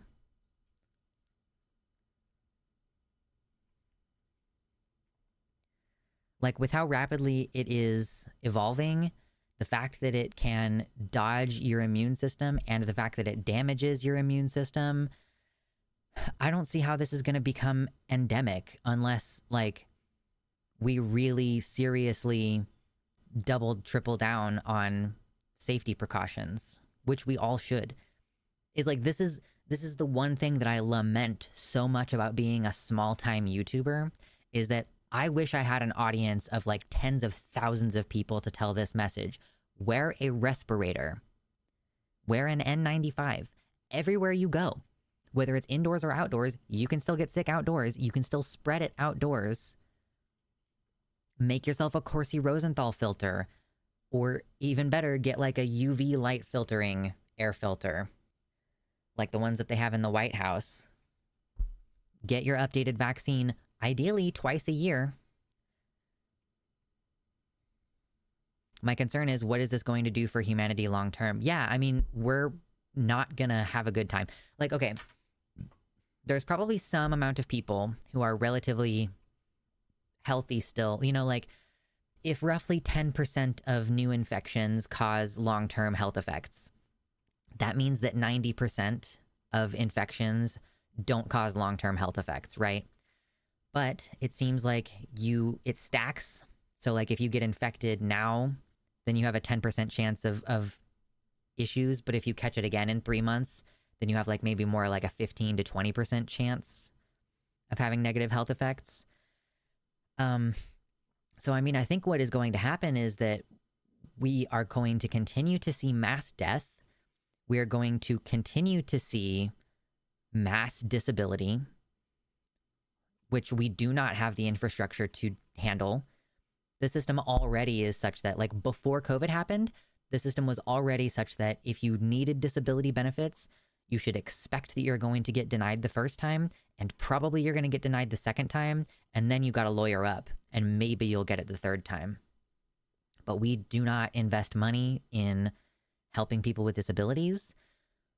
Jobs don't actually reasonably accommodate people with disabilities.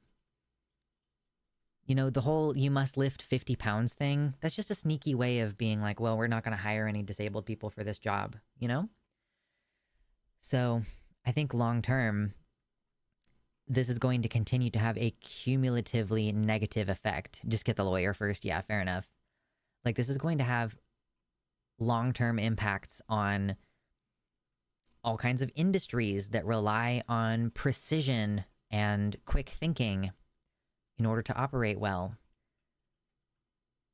It's going to continue to impact our politicians. Unless we, on the community level, make a concerted effort to create safe environments, like, I honestly think that this is going to be a huge contributing factor to the population loss that we're going to see over the next 100 or so years. Like, with climate change alone, we're going to see a dramatic reduction in global population because there are going to be water shortages and food shortages and massive weather events and stuff. And then this is just sort of on top of that. There are more individual actions that you can take. I do want to just say also, it was this shooter, the one that everybody thought looked so cool, she also collapsed. She lost consciousness for like 10 minutes. And yeah, I guess there's not a lot of details about that, but just wanted to, before I get too much further, there are individual things you can do to protect yourself. You can use a mouthwash with CPC in it that destroys everything in your mouth. So if you have a potential COVID exposure, that can help. You can take probiotic Streptococcus salivarius K12, which is shown to reduce the instance of illness even when you're exposed to bacteria and viral infections. You can also use a nasal spray with xylitol in it that also reduces your infectivity if you get sick. So it stands to reason that it reduces your viral, like if you come in contact with a virus, it could kill it in your mouth and nose and throat. So there are individual actions that you can take on top of wearing a respirator.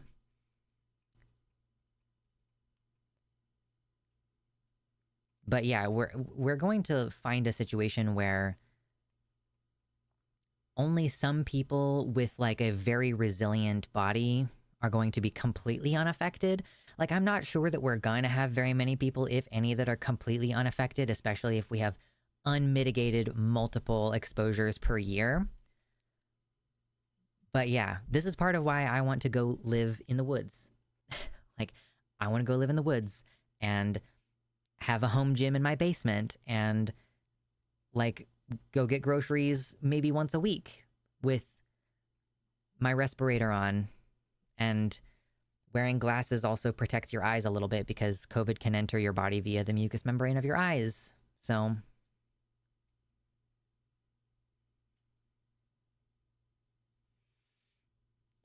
you need mandatory vaccines covered with a free healthcare option ASAP. That's the only way to deal with yes, we do need good vaccines and they should be mandatory, right? But vaccines don't prevent you from getting sick. It's not like a magical ward protecting you from breathing in the virus, you know? It's a means by which to prevent you from getting severely ill, but we already know that even a mild illness with COVID can cause long-term or permanent health effects.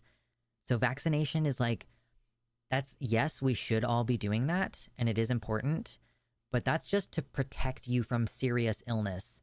It doesn't protect you from catching it. It doesn't protect you from transmitting it to someone else. You have to wear a respirator, N95, ideally. Like, sanitize the air as much as possible. I get these furnace filters. Like furnace filter. And this is like the highest rated furnace filter that I can get. It used to actually say that it was rated for viruses on it, but it doesn't say that anymore. But yeah, if you get like, these are like $20 each.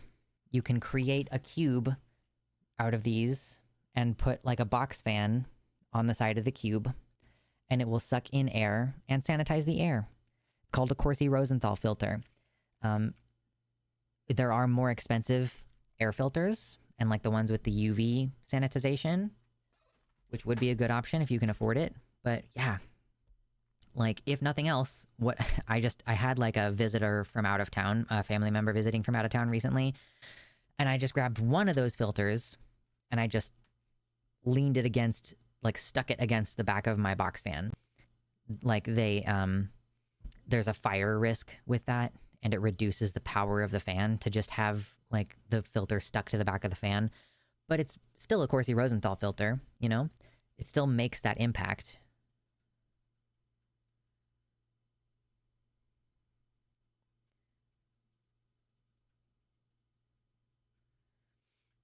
Well, and also remember, everybody, there is such a thing as asymptomatic illness, where you can catch COVID and have no symptoms.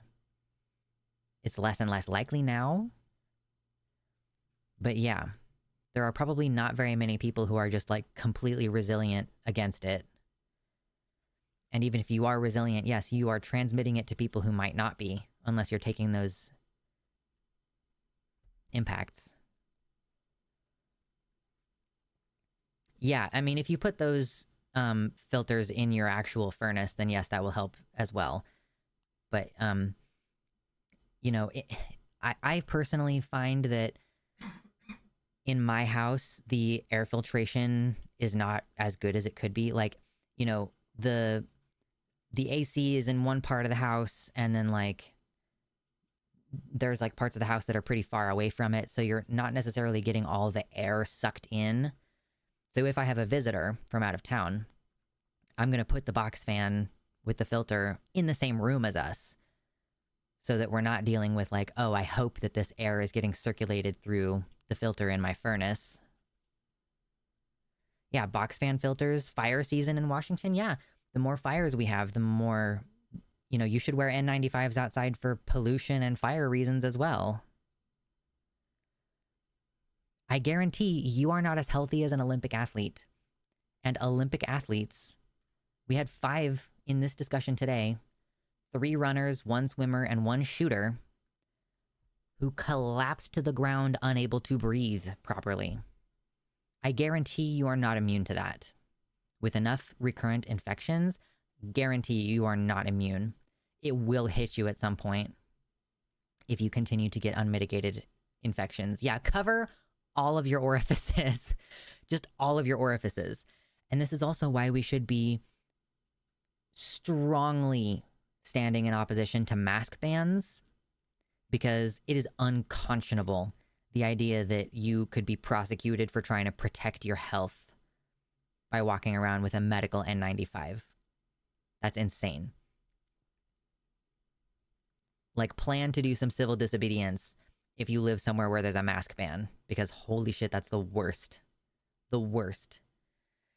Is this a new, more problematic variant? I don't think so. I just think that every version of COVID can cause long-term effects, and they all can damage your lungs and your heart. It's a cardiovascular illness with a respiratory phase is the problem.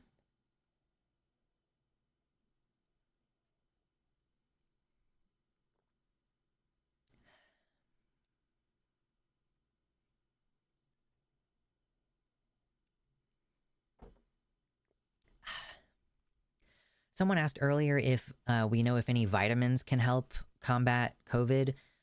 We don't necessarily, but I have recently been seeing that there is new evidence that antiviral drugs that are used for HIV can be effective with treatment of long COVID.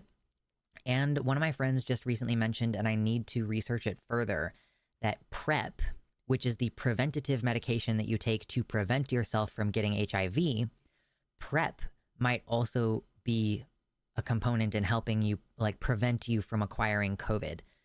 So I'm actually going to research that a little bit more.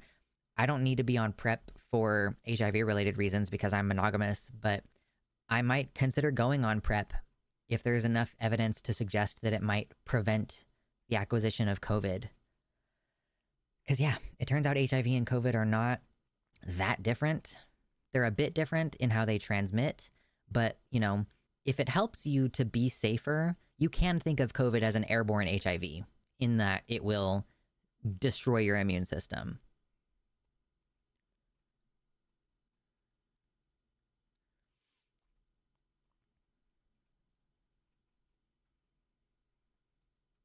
And just like the conversation with HIV, even one exposure is enough to permanently fuck you up for life. Just like with COVID, same thing. And you should wear a prophylactic. Like if you're having sex with someone you don't know their status, you're going to wear a condom, right?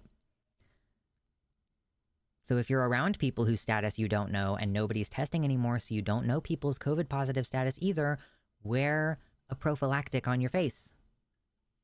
Even it's possible to even wear it at the gym. I wear an N95 at the gym where I do cardio and lift weights. There's like basically no situation where you should be completely unable to wear a mask. I'm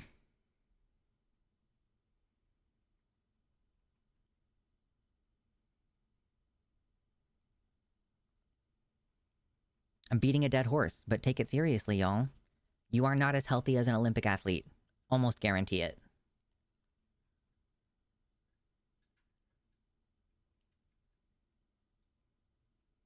Oh, also there was one more. Malachi Mihambo received medical care following her event final. She's a long jumper from Germany.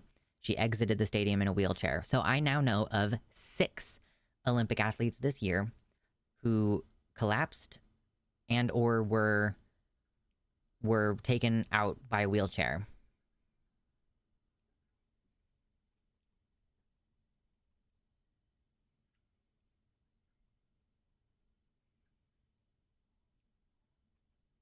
All right, we'll go ahead and call that for today. I think that's enough hammering on about COVID. What if I have a gap towards the top when I wear an N95? I buy the N95s from 3M that have a rubber seal. So it has a metal piece inside here, and you press it into your face, and it has rubber seal. So it seals really nicely. And it's one of the ones, they come flat, and then they unfold. So you smush the top part against your nose, and then the back part comes all the way back here. So it creates a seal against your goozle. And those, I think, are that's what I would recommend for anybody who can, like, I also have, like, a small face. Like, you know, a lot of these respirators are made for men with big, giant domes. And I have a pretty small face, and those 3M masks with the rubber seal up here that come all the way back here, and they also have the 2 rubber bands that go all the way around your head. They do not have the ear loops. Ear loops have a tendency to come loose right here. 3M Aura masks, yes. Let me pull up a picture really quick just to hammer the point home.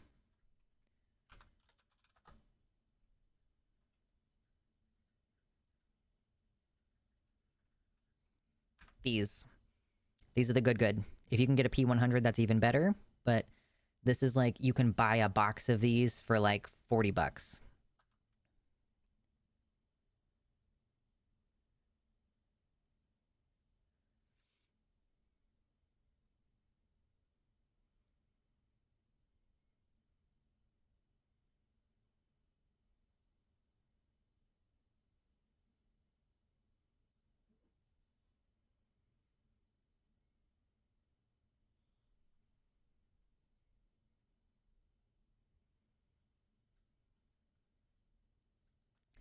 Is the don't be closer than 6 feet for 20 or more minutes still good guidance? I I think the social distancing guidance had mostly to do with the idea that it was water particulate droplets that you would breathe out. So that the social distancing guidance is for if you're not wearing a mask. But there is evidence to suggest that COVID is more of an aerosol as opposed to something that drops down to the ground within 6 feet. Like, and you know, aerosol, if you've ever seen like vape smoke in the air, like cigarette smoke or vape juice smoke in the air and how it just sort of lingers, there seems to be increasing evidence that when you breathe out, it's more like that, more like an aerosol. So the social distancing thing, I think, is mostly effective for outdoors when there's a breeze. And if you're like upwind from the other person, it's certainly not sufficient. You know, sometimes there's only so much you can do. If you do end up having to be closer to than 6 feet to someone, then yeah, you should break out the xylitol nose spray, the CPC mouthwash, and honestly, if you were doing the probiotic Streptococcus salivarius K12 on a daily basis, it probably wouldn't hurt you any.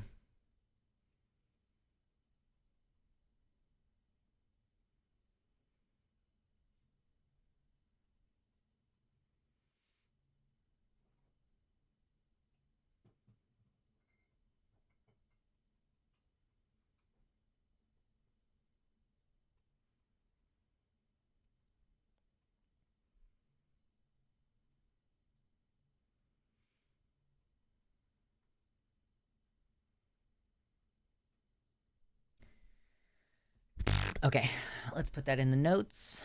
We will stop talking about COVID.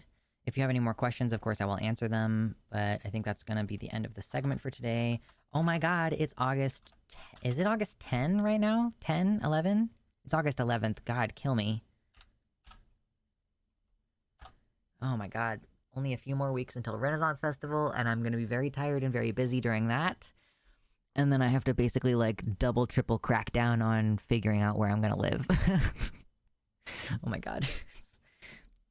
I mean, I have to enjoy this next couple of weeks because it's the only time I have before things go fucking insane.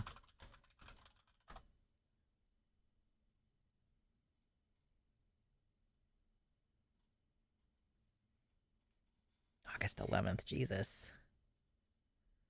I'll be 32 tomorrow. Happy early birthday, Byron. Nice. Look at us. In our 30s.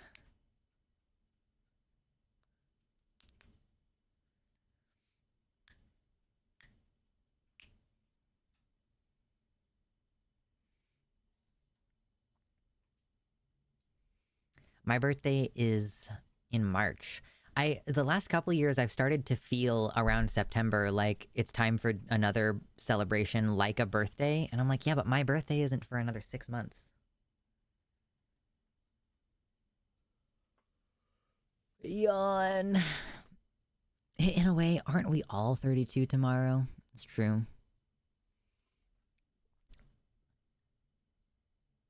They say time makes you bolder. Even children get older. I'm getting older too. Anyway. Olympics. Cool, we did it. We did a segment. At this rate, I don't know if we're going to have time to respond to the ProPublica thing because that's like 50 minutes on its own. Just turned 18 on the 7th. Nice. Welcome to adulthood the other way around.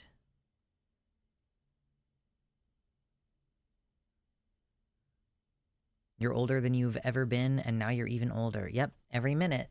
Closer to the grave. This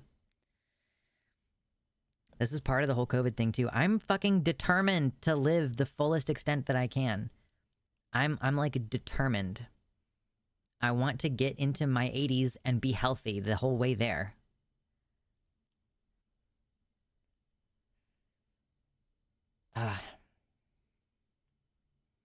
Older than I've ever been and younger than I'll ever be again. Yep, you're the youngest you'll ever be right now.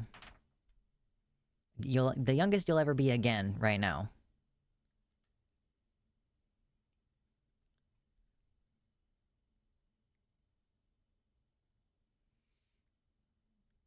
My lips are so insanely chapped, and they have been for a long time, and I'm finally trying to do some different things. I was using this O'Keefe's lip repair, but I think the beeswax in it might have been making things worse. So now I'm using Aquaphor because it has lanolin in it, and apparently that's supposed to be good for your face.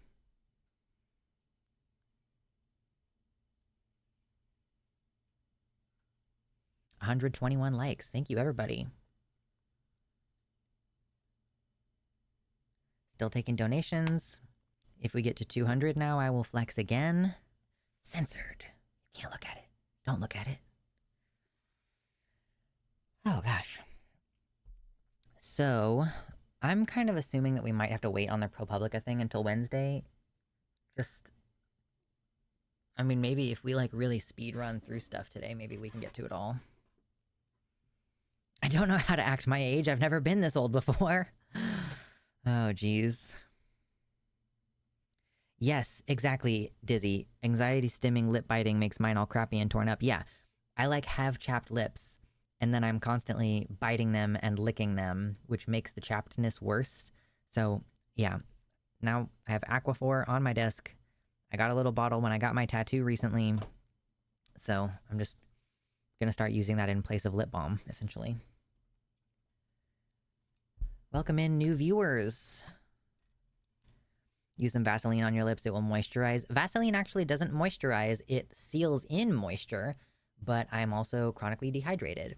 So I was using it a bit, and then I saw some people saying that lanolin helped, so we're doing Aquaphor with the lanolin.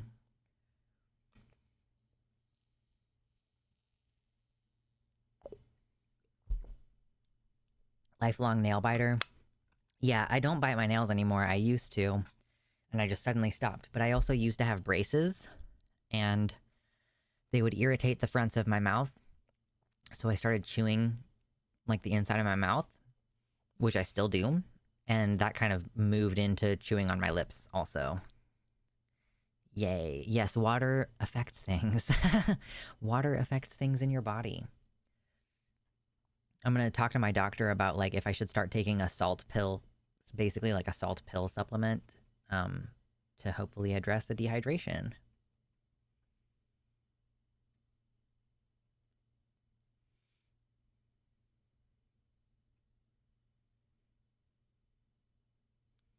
Kind of messed up how water actually dries out your skin, TBH. Who's responsible for that? Yeah.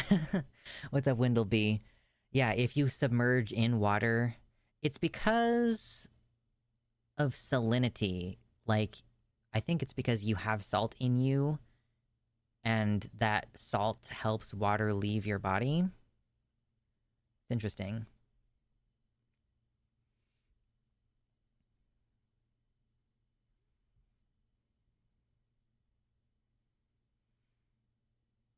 Keep getting fucking texts from Pizza Hut. God damn it. I don't even eat Pizza Hut anymore.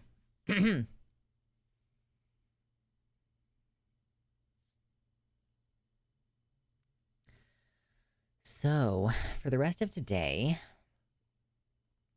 so we have the cast review updates and this interview from Biden, the first interview he's done since after his dropping out from the race.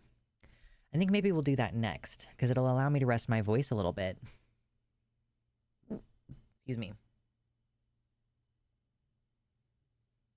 Lazy ass Sunday. Sunday fun day. Sunday bun day. Sunday gun day. Anyway.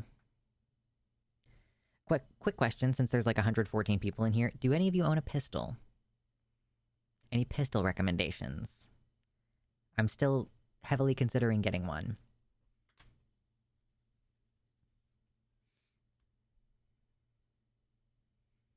But I'm lining up the Biden interview. We'll do that next. And we'll do a little React Andy.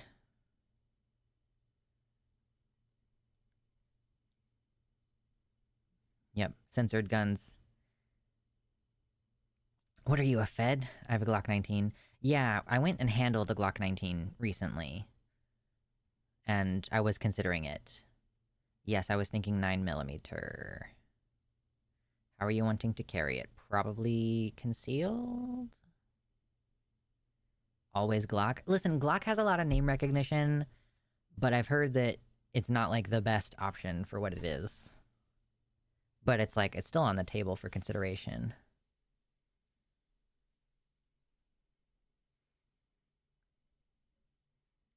The Glock is a good middle-of-the-road gun. The Glock 19 is chunky. Yeah. Yeah. My brother's a fan of H&K. Mine's a 40 cal. It's not a good concealed carry, though. Yeah. 45 has more stopping power. Yeah. Really? Than a 9mm? Mine is a 19 or a 23, I forget. I think the 19 is a 9mm. It's 100% the best option. Yeah, but it also costs more than most other ones. In a similar range. My partner got a CZ that he loves. Okay.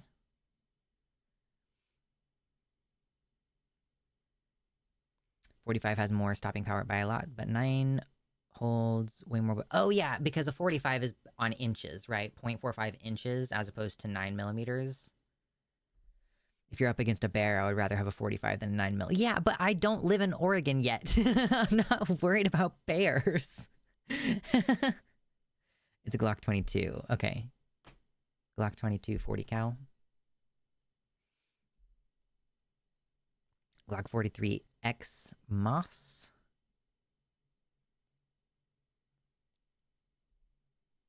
Cool. Appreciate the recommendations.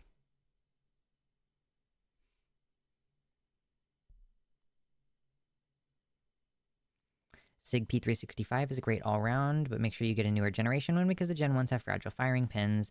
Yeah, I've heard good stuff about the SIG P365 too. Would you rather shoot a man or a bear? Oh, gosh. A 9 will probably stop anything you'd run into now. That's what I'm saying, like... Colt 45 1911 style here, but I hate the grip safety. Glock 22 is a full-size service pistol, as chunky as the 19 with a bigger grip. Yeah. I don't know that I want something too chunky, but I was thinking about being like, hey, show me all of the Glock 19 competitors. And then get a feel from there. And also I've been doing research online, obviously, but... Yeah, the SIG P365 is... supposed to be pretty good. Glock 48 or Glock 43X, trust me. If I get a Glock, it's going to be the 19, probably.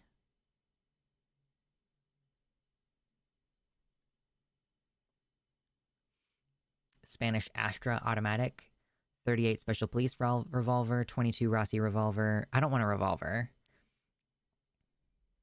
Cold War bullet pen with a 9mm bullet also functions as a fountain pen. My grandfather left that to me. That's fucking cool. A pen gun. Oh, that's fun. Adorable.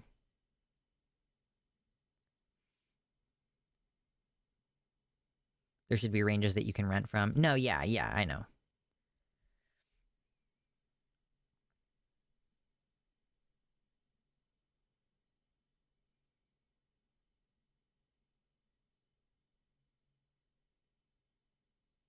Kydex holster.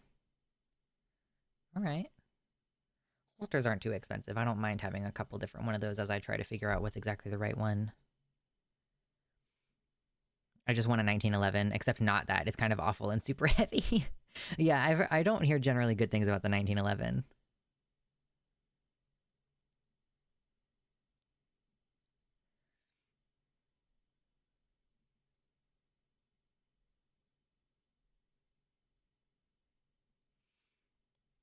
Yep. As the world gets crazier, I'm definitely thinking about upgrading my personal safety. I already carry my pocket knife everywhere, and I carry pepper spray everywhere, but you know what I mean. My 1911 isn't super heavy and actually has an easier recoil pattern than my brother's 9mm. It's just the safety, it's just the grip safety that bugs me because it hurts after a bit. Oh, okay. Such a stylish design.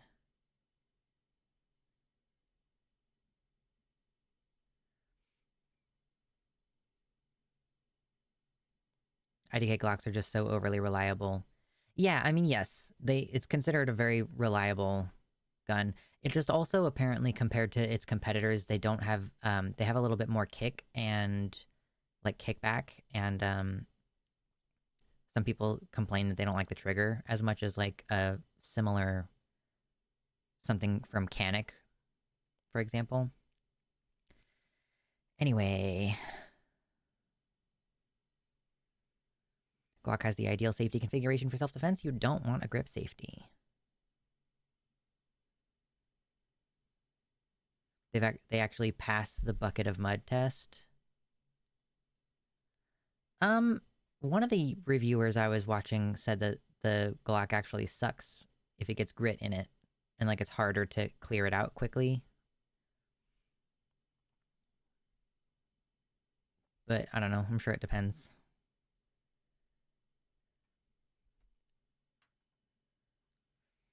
Everybody's like, Glock, Glock, Glock. Are you sure? First of all, Glock, Glock, Glock. Let's say that fucking 18,000 more times. It sounds like you're sucking something. Anyway, like, are you guys sure that it's not just because of the name recognition? Are you sure?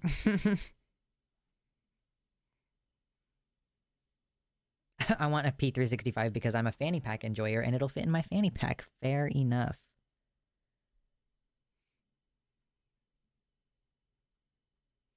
The kick has more to do with caliber. The smaller the frame of the gun with bigger caliber equals more kick. Interesting. Gawk Glock. True. I'm a Glock fiend. Okay, you're biased. I get it. The bias for the Glock Glock.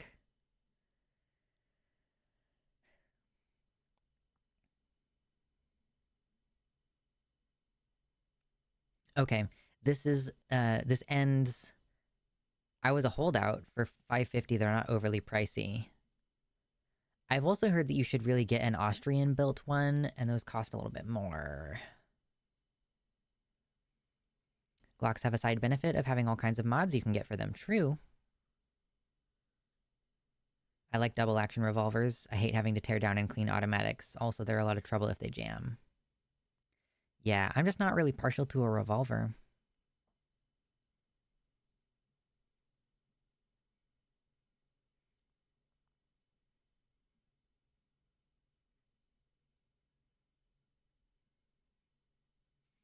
The grip safety seemed like it made sense in a world of Colt revolvers. The standard of safety with a revolver is an empty chamber, and a magazine never has an empty chamber. So grip safety was their solution. Yeah. I like big black Glocks. True tactical gaming fool.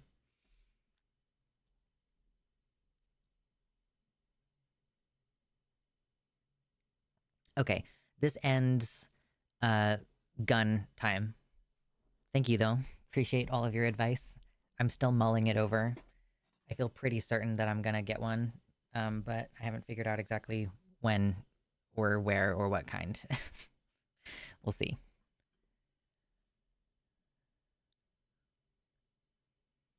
The 43X Moss I mentioned is ready for a micro sight right out of the gate and has a great capacity for its small size. Cool, but didn't you just say that a smaller one with the same caliber is going to have more kickback? I have retired police friends who tell me that the new Glocks are not as good as the old ones were. Also, Glocks do not wear out as a service weapon if used often. Yeah, that's why I was thinking about a 19 and not one of the newer ones, because the 19s are a little bit older. Anyway, we're losing viewers because people don't care about this very much. When you're ready to take holsters, let me know. Yeah, sure. Okay. Let's look at this Biden interview, shall we? In self-defense, I'm not super worried about kick. Yeah, fair enough. I just don't want to fuck up my wrist when I'm practicing using it. Seems like it would not be a fun time.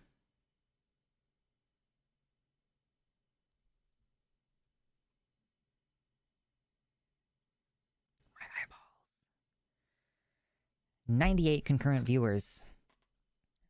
We're creeping our way toward 150 likes for today. Let's keep things rolling. Let's keep things going. Okay. We celebrated when Biden dropped out. We were like, yes, finally we have some new blood. And then we saw Tim Walz and how cool he would be. You know, how what's his record been like? It's good stuff. The record's good. I'm excited about Tim Walz. I am moderately less excited about Kamala, but, you know, that's because she is implicated in a lot of Biden's stuff that he's done that I don't like. Anyway, Biden has dropped out. Thank the gods. And he has given his first interview since dropping out. And I was curious, you know, how has he changed since now he doesn't have to be concerned that his words or his actions will have an impact on the election. He's got nothing to do with it at this point. Cool? Cool. So I wanted to watch this interview with you all and do a little React Andy segment. It's about 12 minutes long, so it'll take us, you know, not super long to get through it, hopefully. And yeah, I just want to see kind of what his plan is going forward. What are we going to do with these next 5 months? What's the plan, Stan? What are we doing, Jack? All right. So let's take a look at this. We're living through history. We really are. Let's begin with your decision. You're at your home, Rehoboth Beach, Delaware, late July with your family, and you make this historic decision. Tell me the story. Well, look, the polls we had showed that it was a neck-and-neck race. Would have been down to the wire. But what happened was a number of my Democratic colleagues in the House and Senate thought that I was going to hurt them in the races. He's blaming him dropping out on the other Democrats in the party. That's pretty funny. It's pretty funny. Yeah. And I was concerned if I stayed in the race, that would be the topic. You'd be interviewing me about why did Nancy Pelosi say, why did someone, and I thought it'd be a real distraction, number one. Number two, when I ran the first time, I thought of myself as being a transition president. Yep. I can't even say how. It's one of the things we were harping on before is like, hey, you said you were going to be a transition person and not go for 2 terms. What's the deal here? Old I am. It's hard for me to get out of my mouth. And, but things got moving so quickly, it didn't happen. And the combination was that I thought it was a critical issue for me, still is not a joke, maintaining this democracy.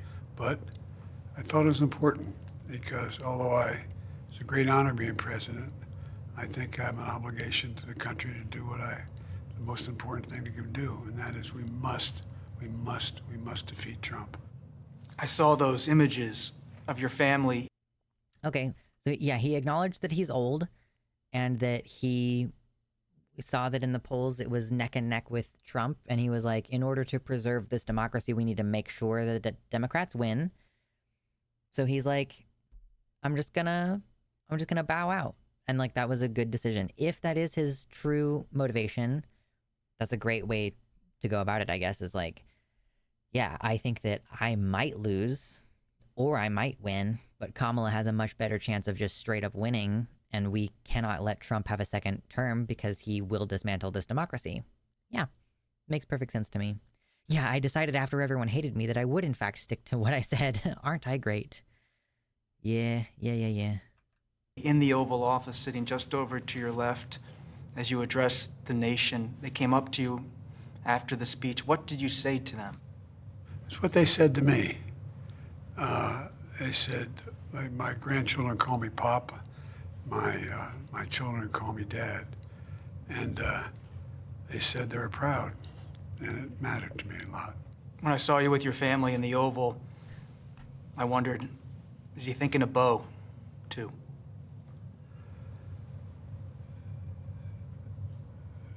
Look, I don't think he was expecting the question about his dead kid. It was kind of a low blow, feels like. I can honestly say that I think of him all the time. Whenever I have a decision, it's really hard to make. I literally ask myself, what will Bo do? He should be sitting here being interviewed, not me. He was really a fine man. You know, Bo was committed to my staying committed. We had a conversation toward the end when everybody, we knew he wasn't going to live. And he said, Dad, we know it's going to happen. He said, I'm going to be okay, Dad. I'm all right, I'm not afraid. But Dad, you got to make me a promise. I said, what's that, Bo? He said, I know when it happens, you're going to want to quit. You're not going to stay engaged. He went to my dad, he said, look at me. Look at me, Dad. Give me your word as a Biden. When I go, you'll stay engaged. Give me your word. Give me your word.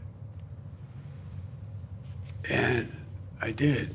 And then that's why I had not planned on running after he died. And then Charlottesville happened. We're going to move into Charlottesville now. Mama says all this is after the fact. He's saying what he has to preserve his ego, but we all know what happened. He was forced out. He was fully prepared to lose the election to Trump for the sake of his own ego. Right. I mean, he did say that part of it was the optics of, all these Democrats were calling for him to drop, and that made him look bad. Like if he didn't have the support of other Democrats in the party, it just wasn't going to work out really. Excuse me.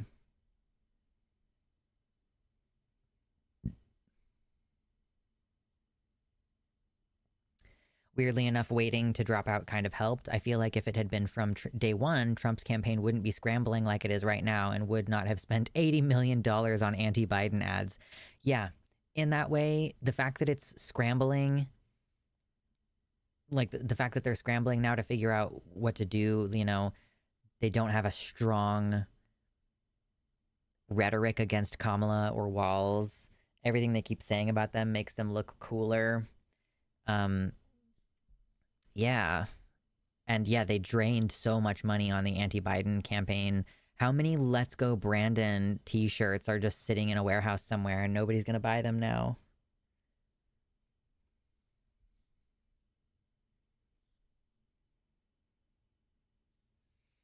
All right. Something Charlottesville?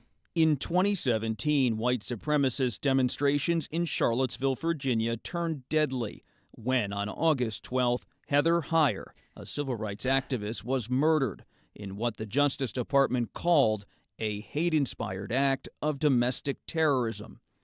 Biden has long traced his decision to run in 2020 to that moment. It really is the beginning of your journey to the presidency. As you look at American democracy 7 years later, how do you see it? When I spoke to the mom who lost her daughter as a consequence of those neo-Nazis and white supremacists come out of fields in America with torches. I have two comments to make. One, it's notable that he's just coming right out and being like, these are white supremacist neo-Nazis. I don't think he would say that if he was still running for re-election, but also he seems like he's kind of short of breath. Almost like COVID damages your heart and your lungs. Weird. Carrying Nazi banners, singing the same sick anti-Semitic bile that was sung in Germany in the 30s. And when her daughter was killed, the press went to the then President Trump and said, what do you think? He said, they're very fine people on both sides. And I knew then, I had to do something. And that's when I decided to run, because democracy was literally at stake. And and then he evidenced everything that we thought. January 6th, when attack on the Capitol, talked about now, because he now talks about making sure they're all let out of prison. They're going to pardon them. Think of this. Every other time the Ku Klux Klan's been involved, they wore hoods so they're not identified.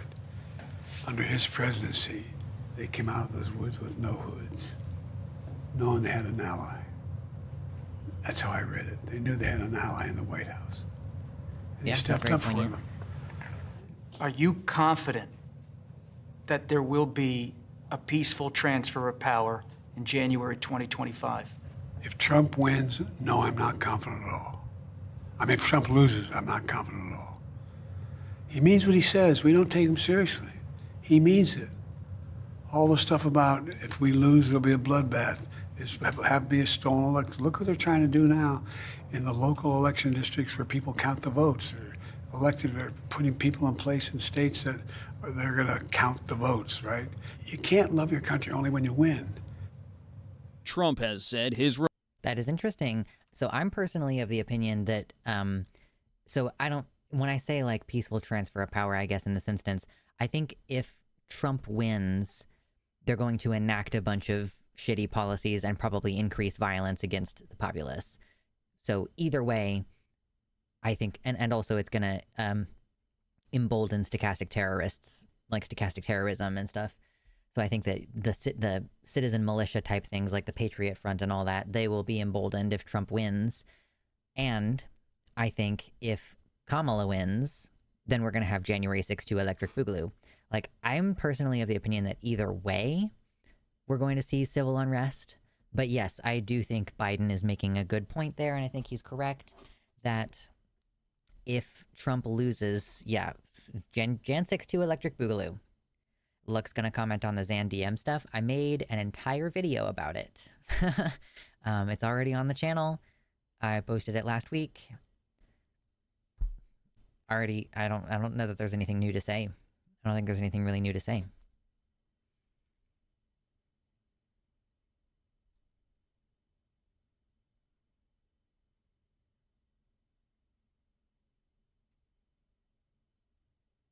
I feel like Biden would hook himself up to machines and go full Darth Vader before allowing himself to not finish his term.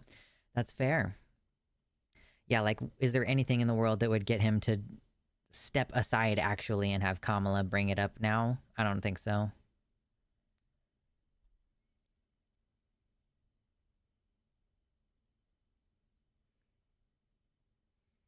If Trump were to win, it would be the first time, as far as I know, that a president was reelected after previously losing.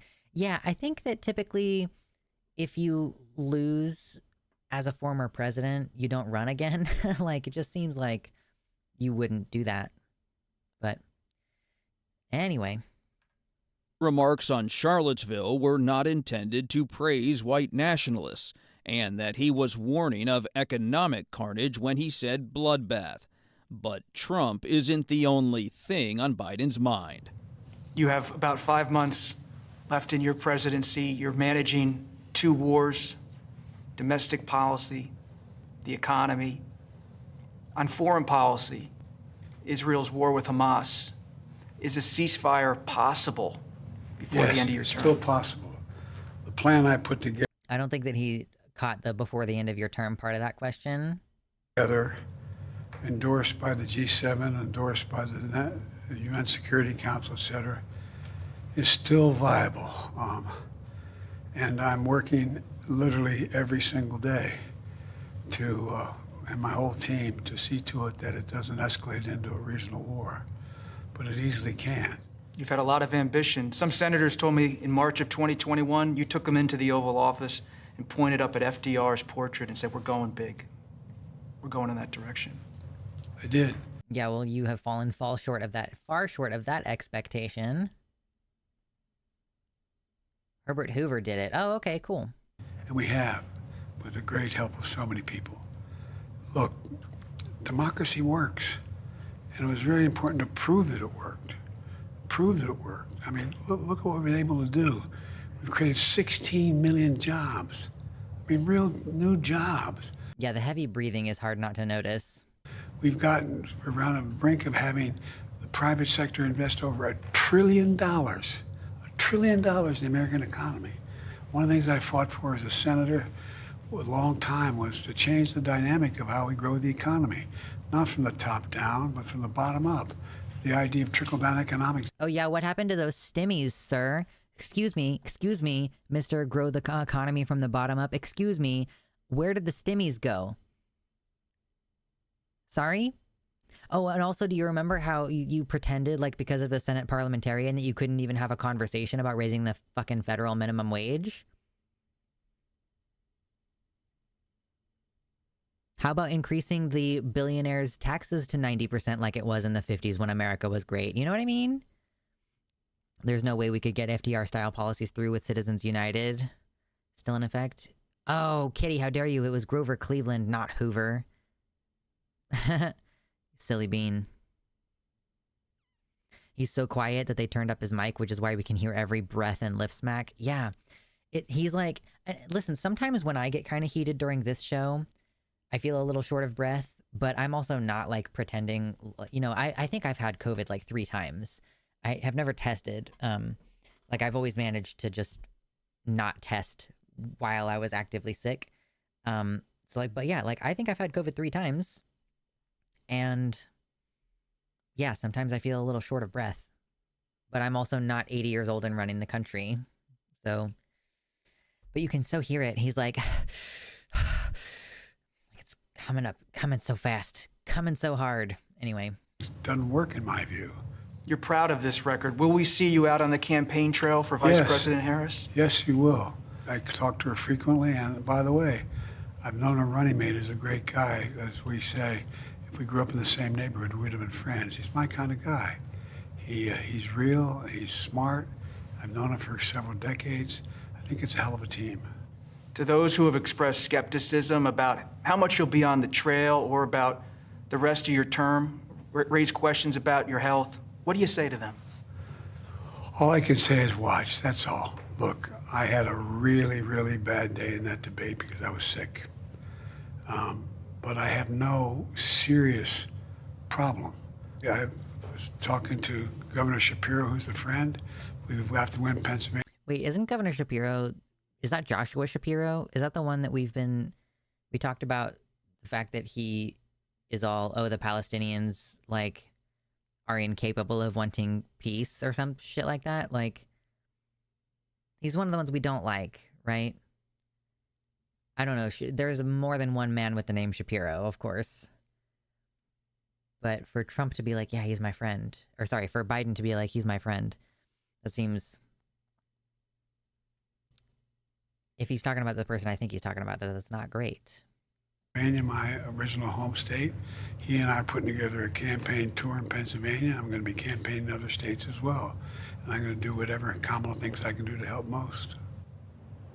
We had this conversation in the president's private residence, here in the White House Treaty Room. Yeah, Joshua Shapiro was almost the VP pick for Kamala and called student protesters KKK. Okay, cool. Yeah, good. Yep. Where historic peace agreements have been signed. Watching over us, Ulysses S. Grant, the general turned president who labored to restore the Union after the Civil War.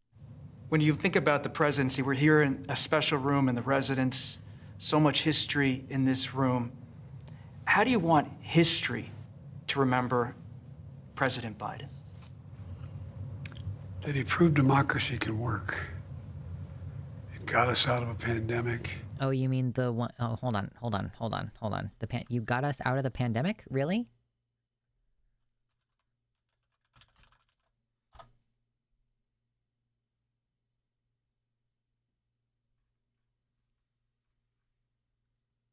You mean this pandemic? This map shows current viral activity levels of SARS and COVID water. The darker it is, the more high it is. You mean this one? This pandemic? Is that the one you mean? That you ended? Look at this. See, there's the key.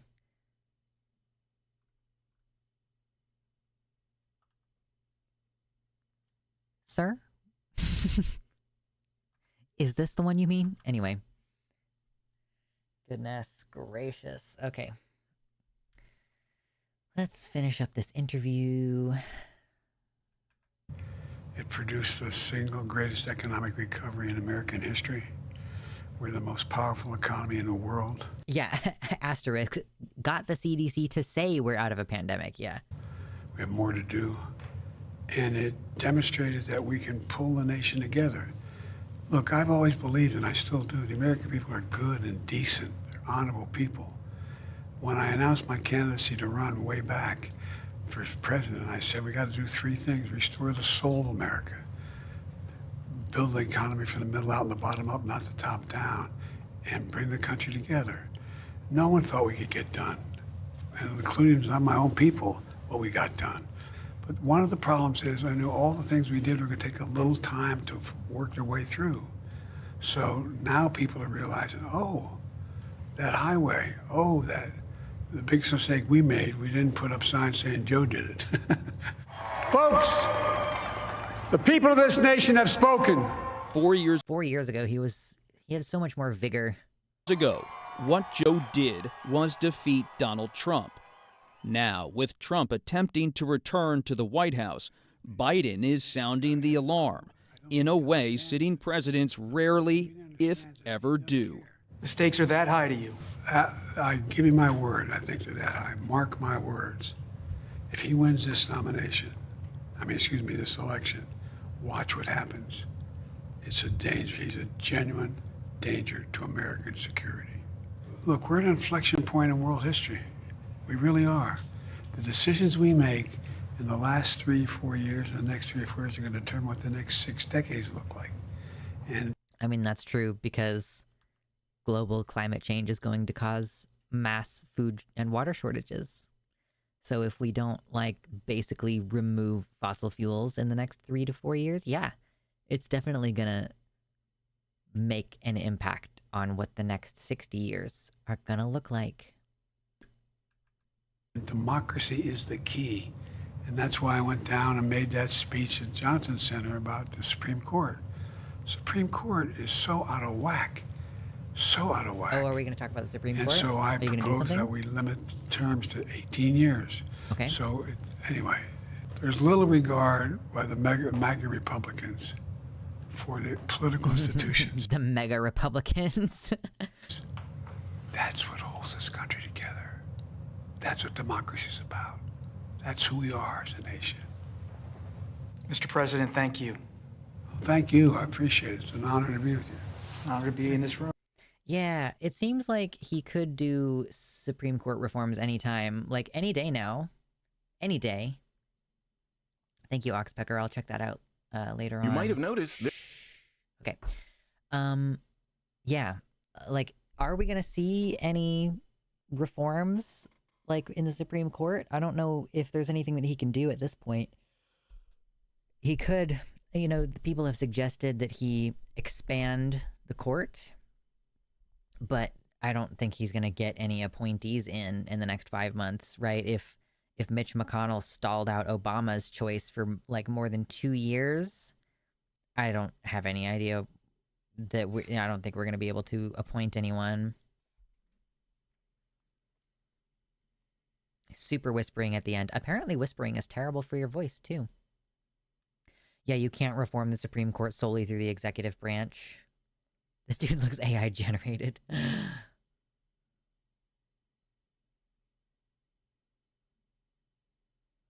Love to see term limits if we can, but 5 months. Right, yeah, like, is that anywhere close to enough time to make any significant reforms?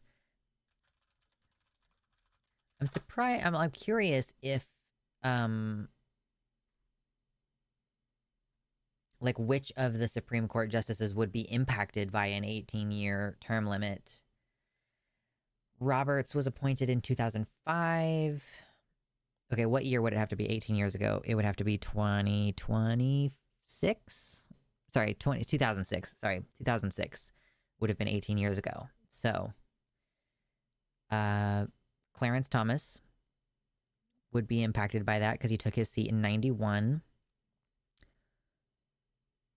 Alito, well, actually, hold on. Yeah, no, so Roberts would be impacted by that. Yeah, because that was 19 years ago when he took office. So Roberts would be out, Thomas would be out. Alito would be pretty close to being out because he took his seat January 2006, so he would be like right on the cutoff for that. Sotomayor would still be in. Kagan would still be in. Gorsuch would still be in because he's really new. Kavanaugh would still be in. Coney Barrett would still be in. And Ketanji Brown would still be in. So that would be 3. And they're all 3 conservatives, right? Justice Roberts, Justice Thomas, and Justice Alito, they're all conservative justices. So if there were an 18-year term limit, those 3 would just be out immediately.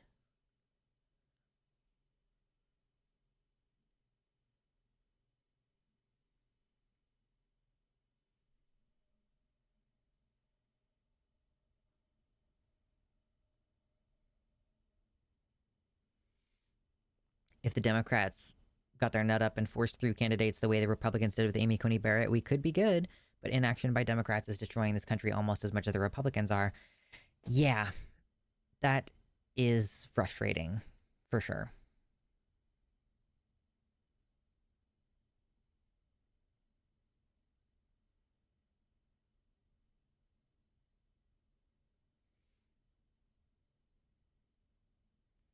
Anything that requires anything more than a simple majority is dead on arrival in Congress if it is remotely good for Dems or politically aggressive, no matter how much of a no-brainer policy it is. Yeah, there was some recent thing, and I can't remember what it was, but something recent didn't pass just because the Republicans didn't want to give Dems a win this close to the election. I wish I could remember what it was. I'm sorry.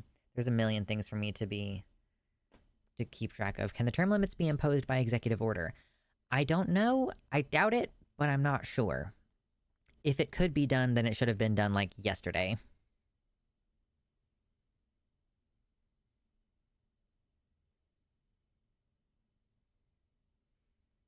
Yeah, I started watching the new Philosophy Tube and I didn't finish because I was like, oh, this is not something I want to watch right now in my free time. It was a border bill. Oh my God, something that normally the Republicans are all over. Like, yes, stronger border, kill more immigrants.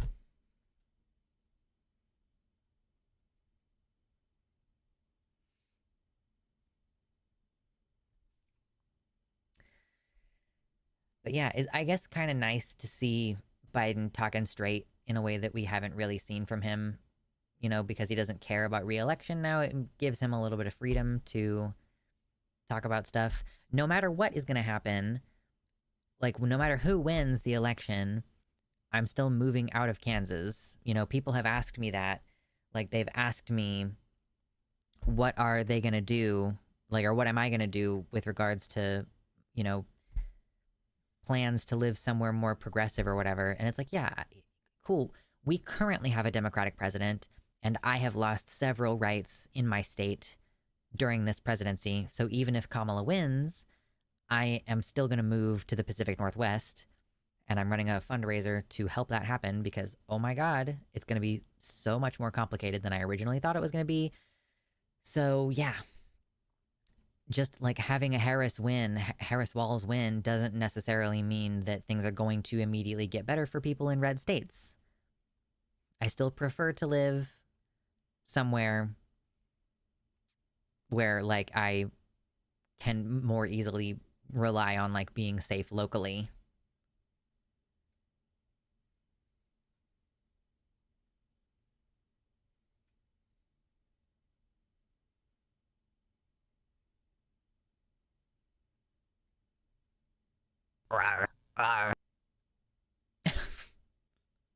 Thank you, Inabox.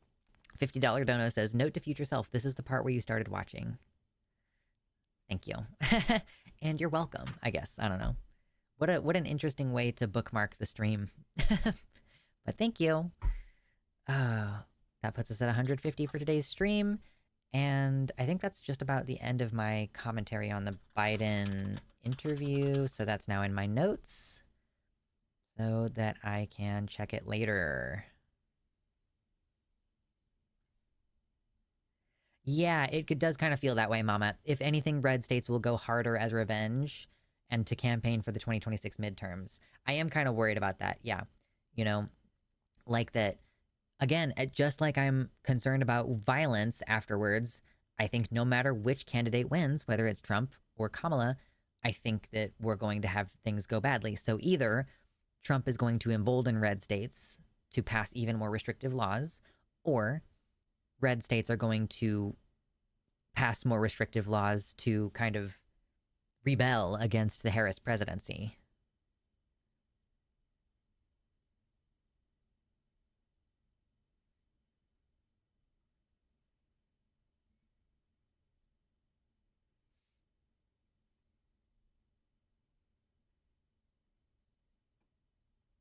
I'm kind of done watching PT videos. She's obviously not even running the channel anymore. It seems to me like she still does write and edit the episodes. She has someone else do the costume design, but it has seemed to me as though she's still doing a lot of it. I don't know. Maybe I'm wrong about that.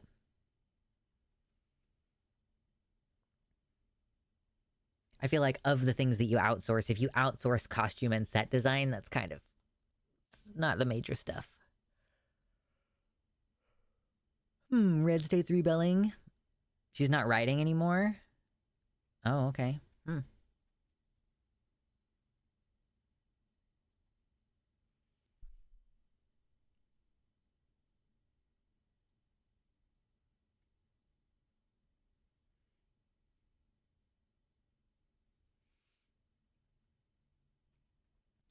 The problem for Republicans is there are officially more moderate/left-leaners than conservative right-leaners.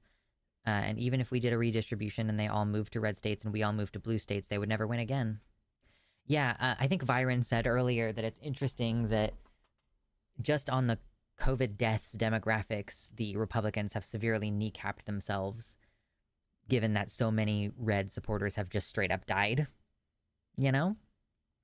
I wonder what the demographics look like just in terms of registered voters now that there's been, like, between, I mean, literally, like, 2020 was when this whole pandemic started. So, excuse me, it would be, yeah, like, the demographics will have shifted pretty dramatically since then. Dixon chat. 138 likes. We're gunning for 150. 150. More moderate Republicans in red states are quietly suffering Trump fatigue. There is a movement of Republicans for Harris that is gaining traction. MAGA does have defectors these days that actually like Harris. Red states are getting sick of radical, quote, Christian nationalists. They're a pain in the ass in local politics, etc. They're sick of book bans, hate bills, etc. Yeah, I mean, I certainly hope that is the case. I'm really curious if the second wave of student loan forgiveness will be all that or not. Yeah, dude, you don't have to worry about re-election. Just get rid of all of the debt. Just get rid of all the student debt, man.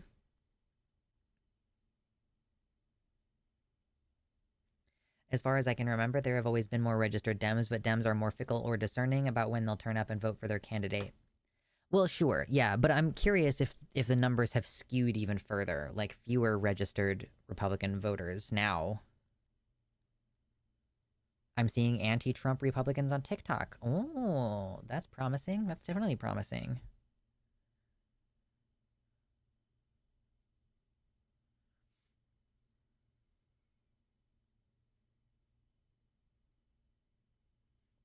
The Republicans' approach to COVID is literally die to own the libs. Yeah. Or become permanently disabled. Either way, you know, they can take it or leave it either way. All right, we do have at least, we're going to do the cast review. I was going to do the ProPublica video, but we'll save the ProPublica video for next time unless there's like some crazy news that takes precedence before then. My mom's conservative but hates Trump. She just didn't vote for president in 2020. And I certainly don't think that Kamala is going to appeal to the average Republican voter. Like, I do think that it's probably more likely that Republican voters who don't like Trump will just sit it out rather than vote for Kamala. Because, you know, and we were talking about this in the Discord server the other day, Kamala comes out saying stuff like, oh, we're going to institute an assault weapons ban, and all the Republicans point at her and go, you fascist, and anybody who knows anything about guns rolls their eyes because what the fuck is an assault weapon and how are you going to ban them? What does that entail? Also, this is statistically not common sense gun control. Most gun deaths are by handguns. It's just like, it's not smart. It's like rhetorically dumb to be like, assault weapons ban. How about you just don't talk about it rather than say dumb shit? Like, I barely know anything about guns, but I know enough about guns to know that that's a stupid thing to say.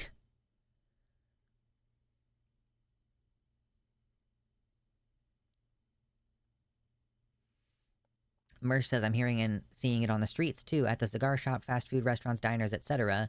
It's a real movement and shift. The whole Project 2025 and Trump saying you won't need to vote again after this election hit a chord as well. That's good to hear.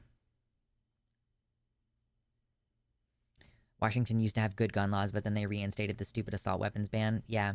I did find out that in Oregon, you have to have a concealed carry license that requires you to take like a class. So it's kind of interesting. I mean, I live in Kansas where you don't have to have a license to concealed carry.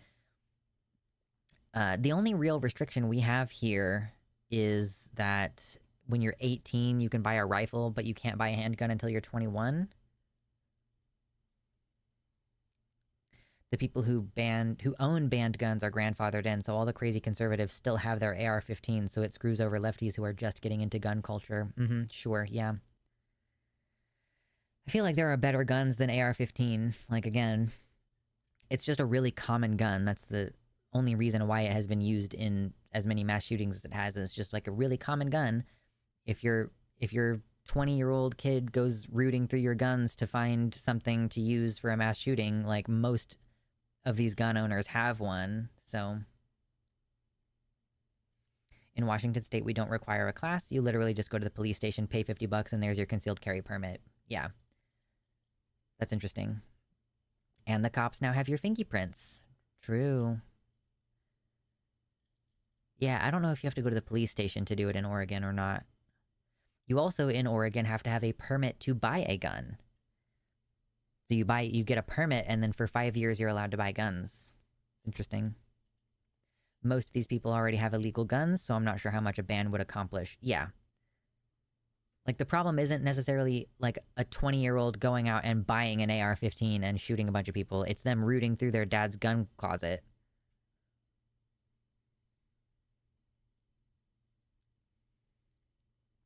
It's the politically disengaged voters we should focus on approaching carefully, not voter shaming, just approaching slowly, calmly, not roasting them for thinking Biden is the one that overturned Roe v. Wade or laughing at how they don't know what midterms are.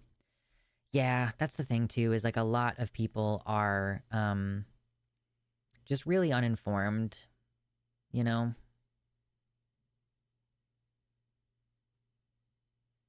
IDK bolt-action rifles require more thought and often have more punch. I am a hide-and-seek person anyways, so I like the big rifles and shotguns if things get close quarters. Go ahead and try to hunt me in my woods. Aesthetically, I love bolt-action rifles. You know? Especially the ones with the nice wood stock. Like, yeah, the more wood that's on a rifle, the prettier I think it is.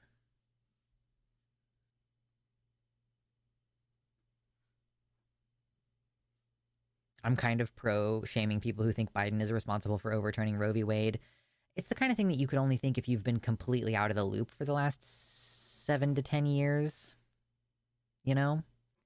Like, if you missed the fact that Obama was blocked from appointing Supreme Court justice, but then they rammed through 3 Supreme Court justices in Trump's one term.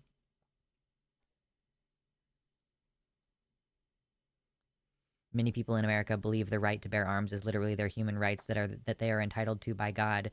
I mean, that's what the bill is. What is it? The Declaration, or is it the Constitution?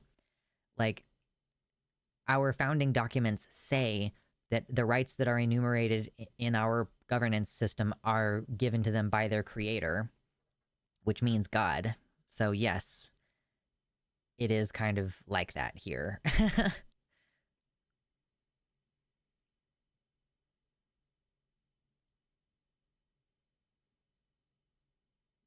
Racking the bolt, then taking a nice shot is super sexy. Listen, like, I just watched The Last of Us, and almost throughout the entire show, Joel has some kind of bolt-action rifle, and I'm like, there's just something about it that is, like, just really aesthetically pleasing. But yeah, a rifle is not something I'm going to get in the immediate future, for sure. That'll be for later, when I start hunting deer. For now, it's wabbits. I'm hunting wabbits, and I'm not going to start hunting wabbits until October.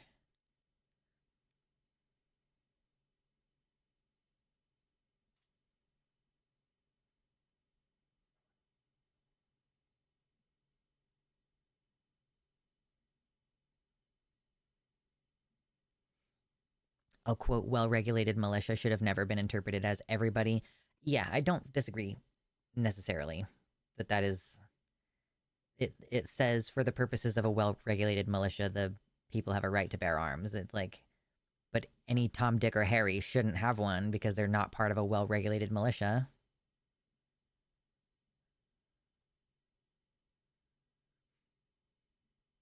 I'm left-handed, so both actions can be tricky. Oh, yeah, for sure. Definitely. Yeah, it's not really an ambidextrous setup most of the time. Okay, I am thinking about taking a little quick bathroom break. We have about an hour until I usually get out of here, but I want to talk about the cast report thing today. Basically, there's 2 articles from Aaron in the morning that we will go over regarding this issue. And yeah, and then we might fuck around for a little bit after that segment is done because we might have a little bit of extra time. Don't go anywhere. Hit the like button if you haven't already. And yeah, I'm just going to rest my voice and run to the restroom real quick. Get yourself a drink. Hail, hydrate, drink some water. And I will be back momentarily. Okay? Oh, Inabox says, I saw you on the line earlier. You've probably already spoken about it, but good work keeping cool in the first call. The first call? Not the first one, the spicy one. Oh, yeah. Yes. That's what I'm there for. I'm there for the spicy calls. I don't get mean until you've called in 6 times and been stupid every time you've called in. Okay? Anyway, 5 minutes.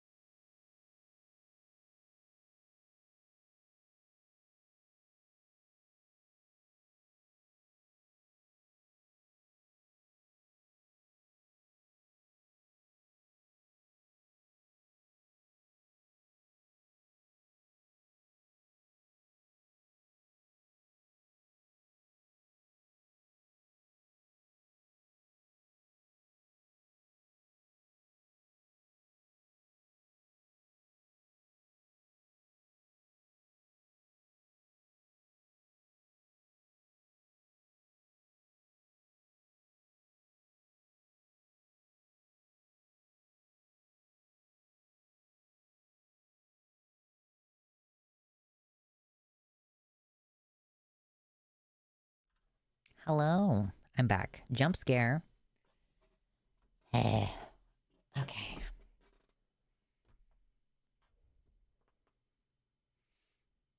Bugs is shy today. I know. I need to water them. I need to give them some water.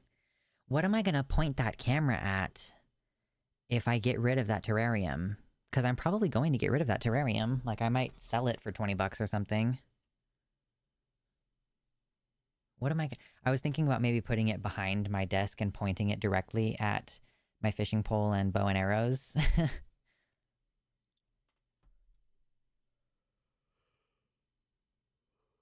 Yawn. Uncomfy with the wowies.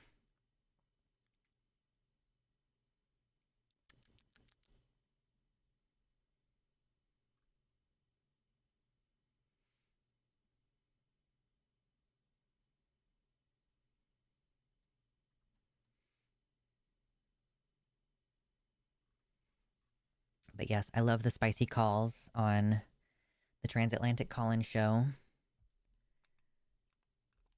Sometimes I wish we had more spiciness in here, but honestly, it's our chill zone, so it needs to be infrequent.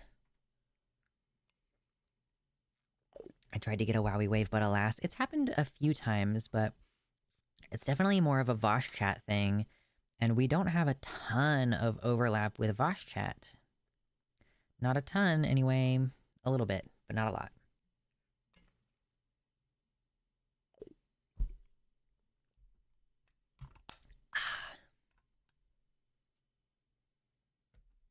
Small aquaponic setup, fishies. Yeah, there have been times. So my partner set up an aquarium type thing in our shared space, and there have been a couple times where I've been editing and I can hear it. So sometimes I try to like unplug it before I start, but I forget to do it most of the time. So it's like, while I'm talking right now, you might be able to hear the sound of a motor running in little bubbles.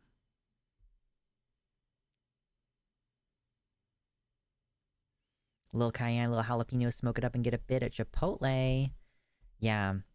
Right now I have a bunch of Thai chilies that I'm planning on. Like, I don't know if I should put them in the dehydrator or if I should just continue letting them dry on the counter. And then eventually what I would like to do is like chop them up and put them in oil and make chili oil with them. Or I could just leave them dry and basically have like chili. What is it called? When you have like dried chilies and their seeds in a container. You know what I'm talking about though. Like the kind of pepper that you would... Oh man, they used to have it in... Oh, you remember like back in the day when you would go sit in a Pizza Hut and they had the little shakers and one of them had Parmesan cheese and the other one had like the dried chili stuff on it? Oh. I guess sometimes some places still, they come with the little the sealable packets of the chili.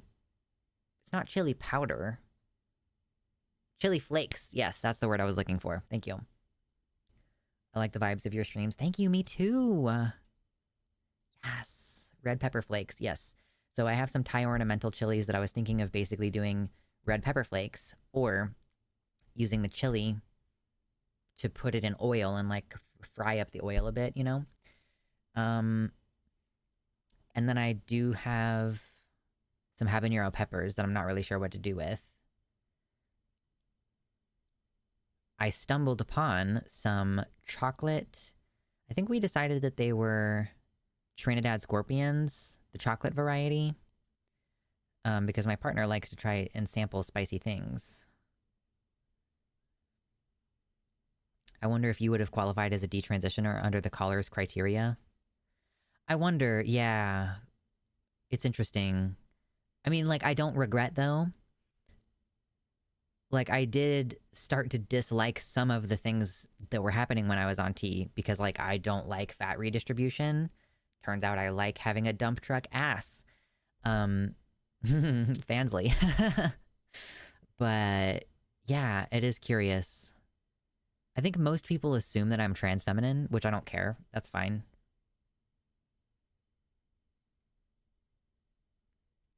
So the Earth is doing something cool. A new organelle has evolved. It's a type of algae merged with a bacteria, cast off various portions of both organisms and became a new self-replicating thing. The first plant that can fix nitrogen for itself before they needed beneficial bacteria to help. This could reduce greenhouse gases by 2% per year worldwide if we figure out how to use them for fertilizer creation. It's called a nitroplast. This is the 4th time in all of history this has happened, by the way. Ooh, that's exciting. Dump truck gang rise up. True.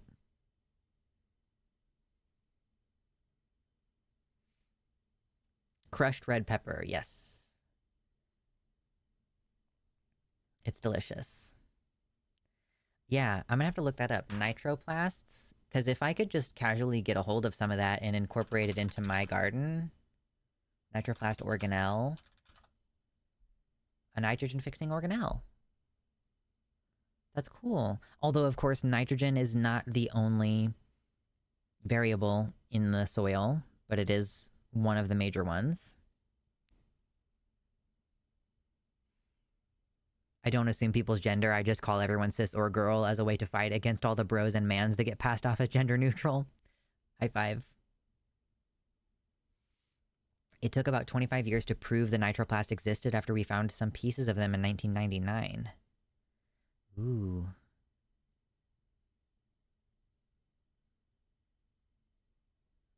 When organisms take in CO2, remember that they have to be sequestered to actually take that CO2 out of the cycle, or else they just re-release it when they decay. Tall grasses are amazing at storing CO2 because they store it down in their roots. And their roots, okay, if you are a Kansas appreciator, we have like prairies and wetlands and stuff where the grass is like 7 feet tall. Like it's 7, 8 feet tall sometimes, taller than most people, you know? And then the root systems go down at least that far. They go down 6, 12 feet. And it stores a ton of carbon in the roots. Like, they're so good for carbon sequestering.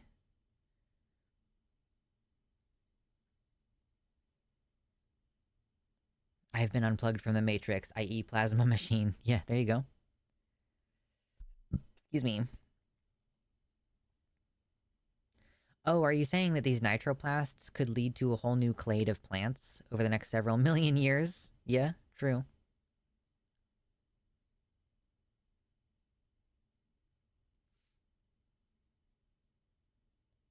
Very cool.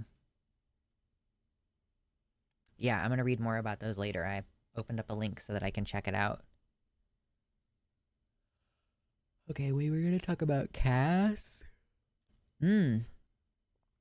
Remember your donations at this point in the show. If we get another $50, I will flex again. I'll show it off. If you missed it the first time, you can't look at it. And that counts for Super Chats, website donations, or GoFundMe donations, which we are still running the GoFundMe. If you are willing to share it, that would be appreciated because it is definitely starting to slow down at this point. And we might need several thousand more dollars in case my husband needs to buy all of his own power tools. Most tradesmen have their own hand tools anyway. He already has his own hand tools, but power tools are a different beast.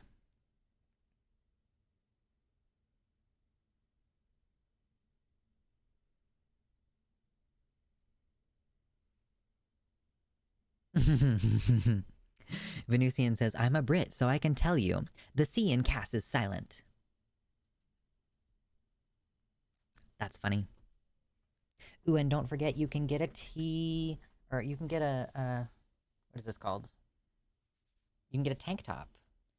You can get a tank top or a t-shirt that has the merch on it. Wow. Wow, it's so soft. So comfy, so soft.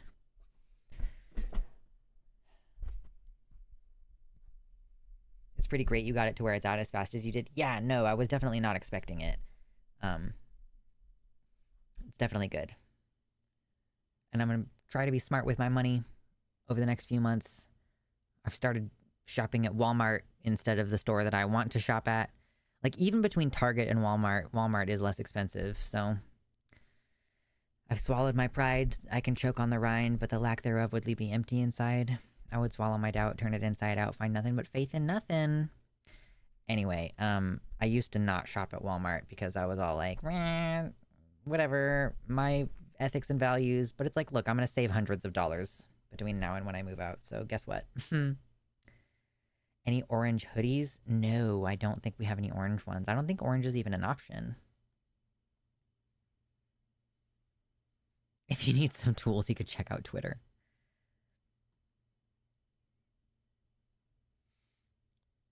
Power tools quickly become an addiction. I mean, they're just necessary. My partner is a skilled tradesman, and he has to get a subcontractor license when we move instead of just getting a job. Like, you have to be a subcontractor in fucking Oregon. It's pretty annoying. What's up, Fennec? We're about to start the cast review segment part.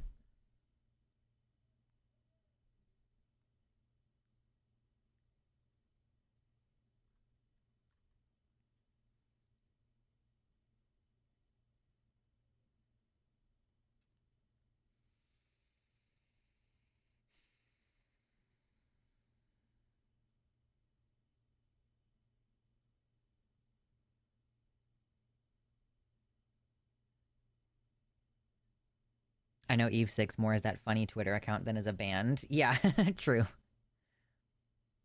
Okay, I'm gonna drink a little bit more water and then we'll get started on the segment. I am gonna have some green tea with honey after the show.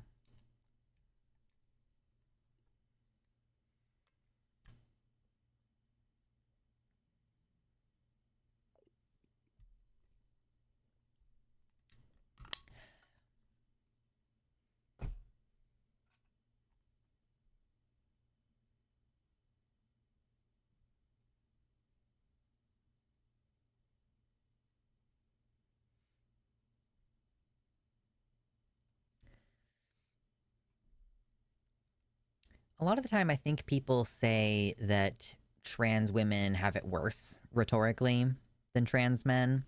And I will say that trans women enjoy, quote unquote, a certain visibility, that might be considered one of the main differences, that they're more visible and the media talks about them more.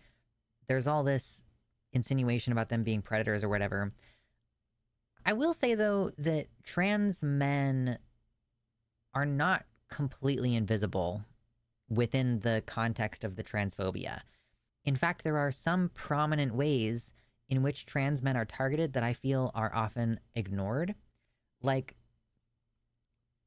when J.K. Rowling made her big manifesto about trans people, she did talk about trans women in that, but she also talked about trans men a lot and how, oh, they're turning these girls into men. They're cutting off their healthy breasts and stuff. Like our long lost girls, our long lost lesbians. Trans men enjoy a type of infantilization, along with, I guess, in the broader culture, a sort of invisibility. But trans men and AFAB non-binary people have an extremely high rate of lifetime sexual assault compared to cis women and trans women. And there's this whole, there's like a lot of attention actually on these poor girls. We need to protect them, directed at young trans men and young assigned female non-binary people. And in particular, if you all remember, there was this whole book called Irreversible Damage, The Transgender Craze Seducing Our Daughters by Abigail Schreier, right? Where she talks about basically trans men and trans men like influencers. And it's deeply transphobic, and it is specific to trans men, and it's gross. So on that subject, y'all remember the Cass review, the Cass report? We talked about it several times here on the channel, I believe. So Dr. Hilary Cass, who was the primary author of the Cass review, and the Cass review is this thing that has been used now to justify denying care to any trans youth in the UK. First, they were like, you can't get this care on the NHS. And then they were like, also, by the way, if you decide to go to the private clinic and get it privately, we're going to investigate your family and potentially take your kids away from you. And people have been citing it even in conversations that I've had. I on the Transatlantic Call-In Show, where we accept calls and talk to people about the issues. I have recently had someone on there cite the Cass review to me when trying to justify the idea that giving trans kids puberty-pausing medication is extreme and they shouldn't be doing that. And we've debunked the Cass review already. We've talked about how it doesn't have any credibility. It did all this like selective choosing of research so that it could select research that supported the view that trans youth shouldn't get this care. Just completely discredited any research that would counteract that view. Not a very scientific endeavor. And the reason we're talking about this all today is that not only have there been factual errors and a negative impact from the Cass review, but some claims have been made by Dr. Max Davey and Dr. Lorna Hobbs that apparently Dr. Hilary Cass, who is described in the review as a senior clinician with no prior involvement or fixed views in this area, she recommended that gender clinicians read this book, Irreversible Damage. Apparently, Dr. Cass expressed her dismay and shock at the practice of medical transition to one of us before she started this review. Okay, and remember, allegedly, she was supposed to have had no fixed views in the area, but before this even started, she said, "Oh, I'm shocked at the practice of medical transition." And she also recommended strongly to the other clinicians involved that they read Irreversible Damage. Cass is described on the Cass Review website as an expert who came in with no fixed views. We will leave the reader to draw their own conclusions. And yeah, like Abigail Schreier wrote this book. She stated that allowing trans people to change their birth certificates would lead to rape. She opposes trans people using bathrooms corresponding to their gender. And she calls trans acceptance, quote, misogyny in progressive clothing. The book has been so extreme that it has been pulled by some publishers. One portion of the book even compares youth gender transition to the experiences of Jewish children in the Holocaust. The erasure was so complete she couldn't recover what she had lost even when she might have wanted to. So yeah, obviously this is striking because like this was supposed to be, I mean, it's not shocking at all. It is striking, I will say, because yeah, they've presented this as, oh, this is a team of people who don't have any fixed views, but the woman whose name is on it strongly recommended that her fellow clinicians read this very obviously transphobic book, and that she expressed that she was like shocked and upset that we allow youth access to this medication. So, okay, you want to keep claiming that she has no fixed views on the subject? You want to keep claiming this? Okay.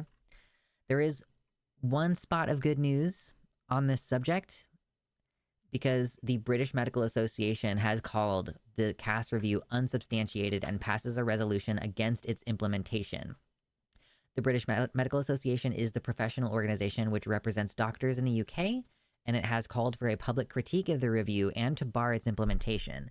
And given the news that we just heard, it's obvious that the people involved in establishing this report had anti-trans views. It's obvious, but it's different now for there to have been a whistleblower who says, yeah, actually, Dr. Cass had a fixed view. She was not impartial. She was supposed to be impartial. She was not impartial before this whole thing started. So it is great to see the largest doctors' union in the UK voted in favor of a resolution to publicly critique the Cass Review, which has been used to crack down on gender-affirming care for trans youth. It called the recommendations of the Cass Review unsubstantiated. The British Medical Association also voted to oppose the implementation of the review's recommendations, which comes after a court ruled that the government can ban the use of puberty blockers on an emergency basis, and cited this review. So, yeah, and the situation, again, is that trans youth in the UK cannot access puberty-pausing medications, which give them the benefit of a couple years additional time to be screened by the multidisciplinary team in the gender clinics, and allow them like to not have irreversible changes done to them by their natal puberty that could cause them distress and would cost tens of thousands of dollars of NHS money to try to fix later on via surgeries. And again, you can't get the medication privately or they will investigate your family and take your kids away. Excuse me. The British Medical Association is an independent union representing 151,000 doctors in the UK. They negotiate on behalf of all doctors in the UK, and they lobby for best practices in medicine to the UK Parliament. The organization states that it, quote, regularly represents the views of doctors and their patients in Parliament, and is also responsible for briefing other medical workers and members of Parliament. The resolution is substantial. It states that gender identity services in the UK are, quote, inadequate, a claim well supported by extreme wait times of 5 years or more, which have been linked to suicides among some trans patients. The review asserts that the Cass Review itself engaged in, quote, unexplained study deviations and, quote, ambiguous eligibility criteria, while excluding evidence supporting transgender care. So that's huge. Again, we knew a lot of these things, but it is huge for the largest union representing medical professionals to come out and say, no, you should not be going off of this evidence. Although, I don't know that it's going to make a huge difference. I don't know what good it's going to do, because I think that the UK government has a motivated, vested interest in transphobia. And I'm deeply concerned about banning puberty blockers. They have additional uses. Oh, to be clear, you can still get puberty blockers for precocious puberty or for cancer. Like that, individuals might have reproductive cancer when they're younger. It is exclusively trans people, trans minors, trans youth who cannot get this medication. That is the only diagnosis that they justify treating this way. And, again, I've gone off about it before. It's insane to me as an American who has the 14th Amendment. You should not be able to say, yes, cis kids can get puberty blockers for precocious puberty, but trans kids can't get puberty blockers for their diagnosis of gender dysphoria. Like, that's crazy. But the UK doesn't have the same rules that we do. So they can do that, I guess, where they just pull an emergency court order. It's basically an emergency court order that says, yeah, no, you're allowed to discriminate against trans kids specifically.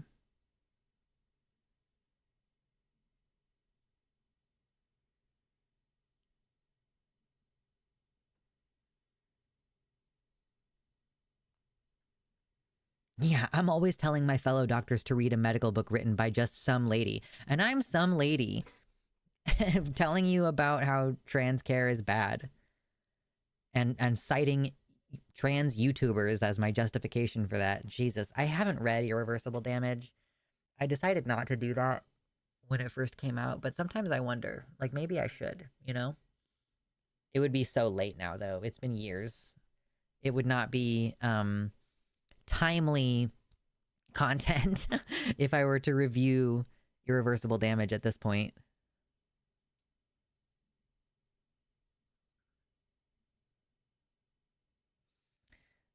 Bella in the YouTube chat says, the review that they're looking to build to address adult services looks like it's going to be even more draconian. They're going to decide if we can change our NHS number, which is gender locked by birth. Yeah, you have to get a brand new NHS number when you officially change your gender and get like a new... It's when you get a gender recognition certificate, right? That you get a new NHS number, and they're going to consider taking that away from you too. Wow. Insane.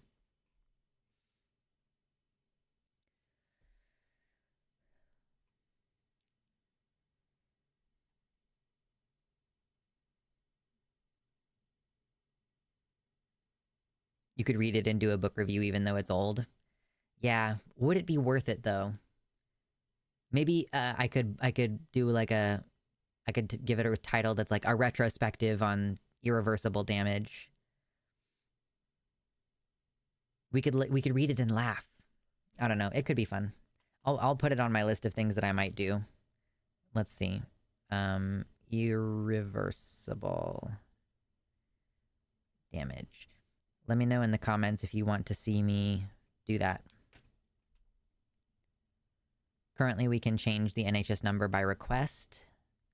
Oh, and they're just considering taking that away from you. Mm-hmm.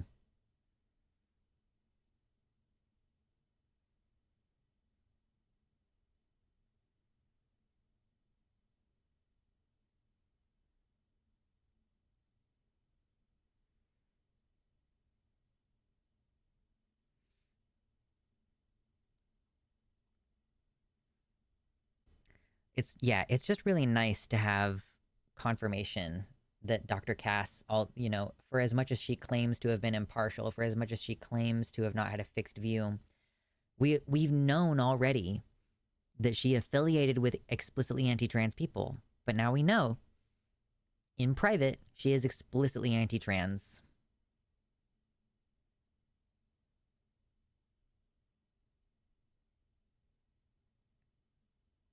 I'd like to see her get the umbrage treatment, for being completely honest. Let's just rebrand Dr. Hilary Cass as Professor Dolores Umbridge. I would like to hear what the book says, but mostly I just want to give Lux homework. Oh, well, thanks. I've just started reading This week I've just been like, oh, I'm gonna take my book to bed and it's like read for a little while before I actually fall asleep. Wouldn't that be great? Let me bring fucking Irreversible Damage to bed with me.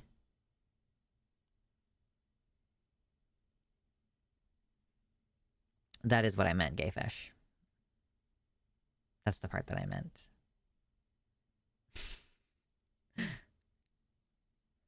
Abigail Schreier is not just some lady. Do you mean her or do you mean Hillary Cass? I was referring to Abigail Schreier as just some lady.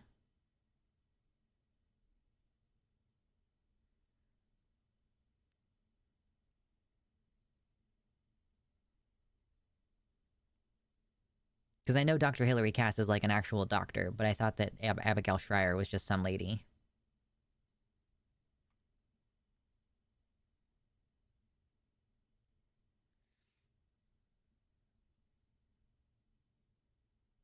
We're making jokes, okay? We're making jokes here.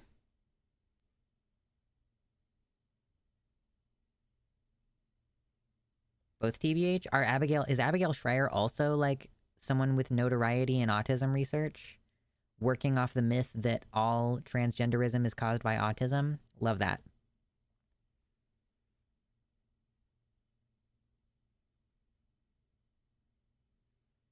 I know, yeah, I prefer to read nice things before bed.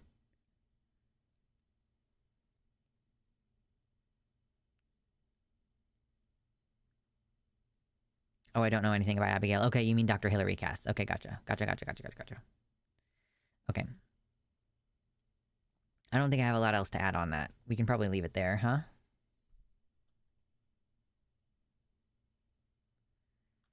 Cass review in my notes. Cass explicitly anti-trans. RIP. There it is in the notes.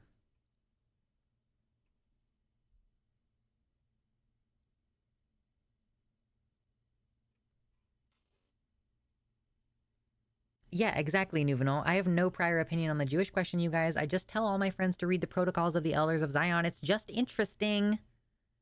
God.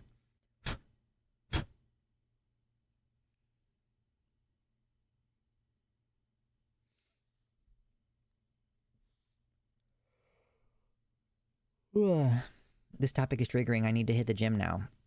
Well, I'm done talking about it, but I salute you on your way to the gym. I skipped a couple days this week because I just had other shit going on in the afternoons, but we'll see. I should get back in tomorrow for another upper body day.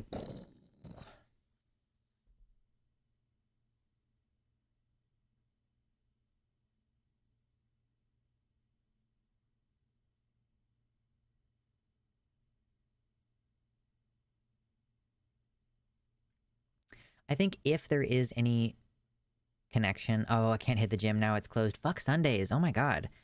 Yeah, the question about trans and autism, like, I think that if there is a connection, and there isn't necessarily, you know, I don't even think we see a majority of trans people displaying with autism.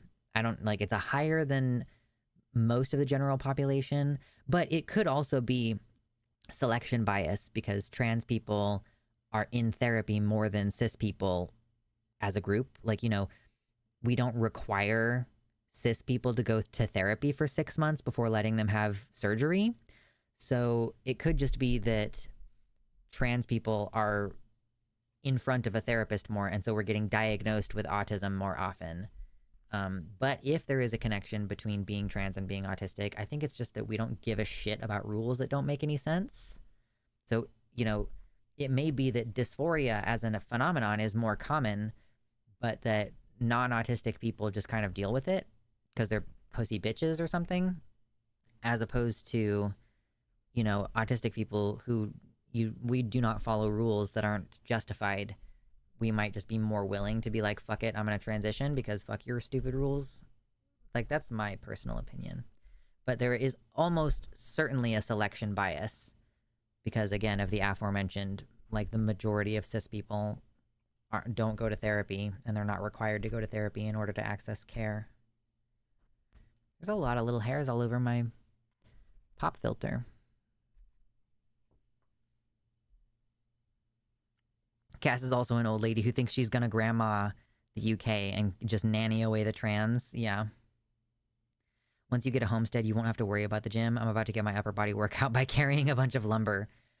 I do specifically, I would love to have a home gym though, because there's some stuff that, you know, it's just hard. Like, I want one of those cable machines that has like, you know, you can sit down and do cable rows, and there's like the cable pull down and there's the cable lat pull down. Yeah, I would love to have one of those.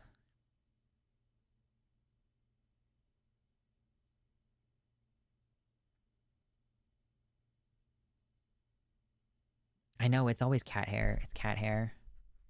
I do have one of those.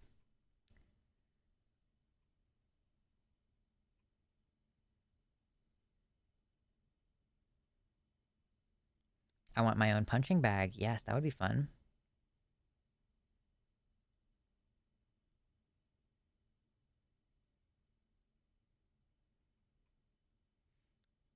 Bella says there's also the extra selection bias of questioning gender and the increased likelihood to just not sit with things that make us uncomfortable.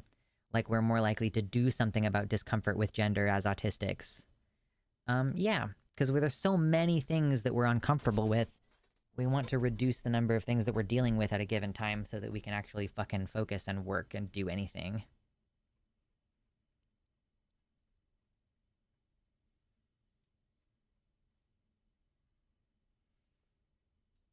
Any last minute $50 donos so we can do another flex before the end of the show?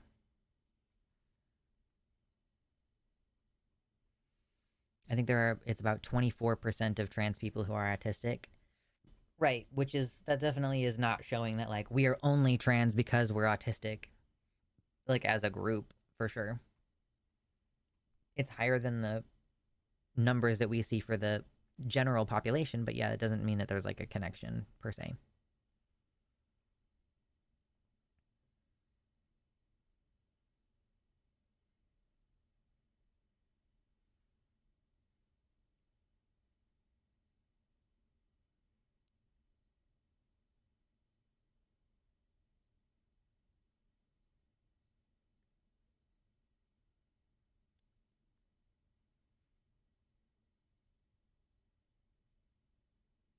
I find the weirdest shit online. I'm looking at cloth masks because you can get cloth covers for N95s if you want to make them fashion. And I found masks that cover your whole face, like your whole entire face. The whole face? I mean, listen. That's fashion right there. Listen. I mean, I kind of get it. It's like, don't look at me. Don't even look at me. Don't even make eye contact with me. Although I do kind of prefer to have people able to see my eyes so that I can still indicate friendliness by making the smile part of the top of my face happen. Definitely is nice to have at least some form of expression. But good night, mama. I saw someone call JD Vance a sectional predator. True.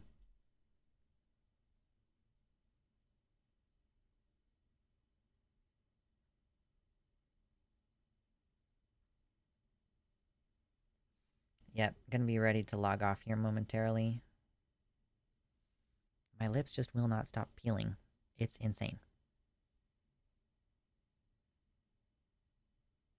It's a no-hole balaclava. True.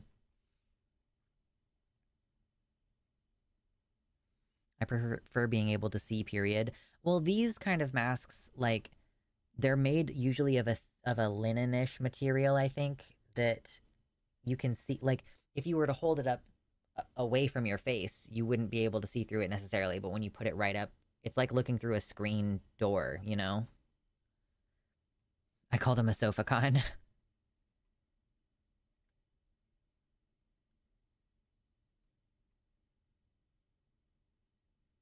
Fun times. Good times, great oldies.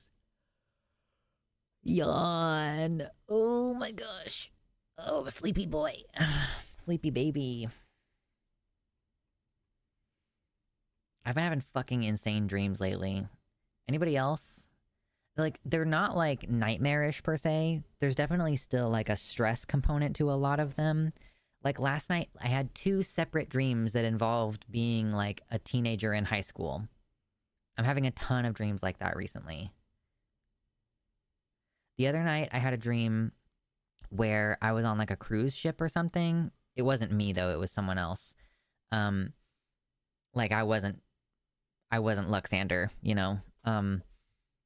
And I, like, the ship would do this weird thing where it would like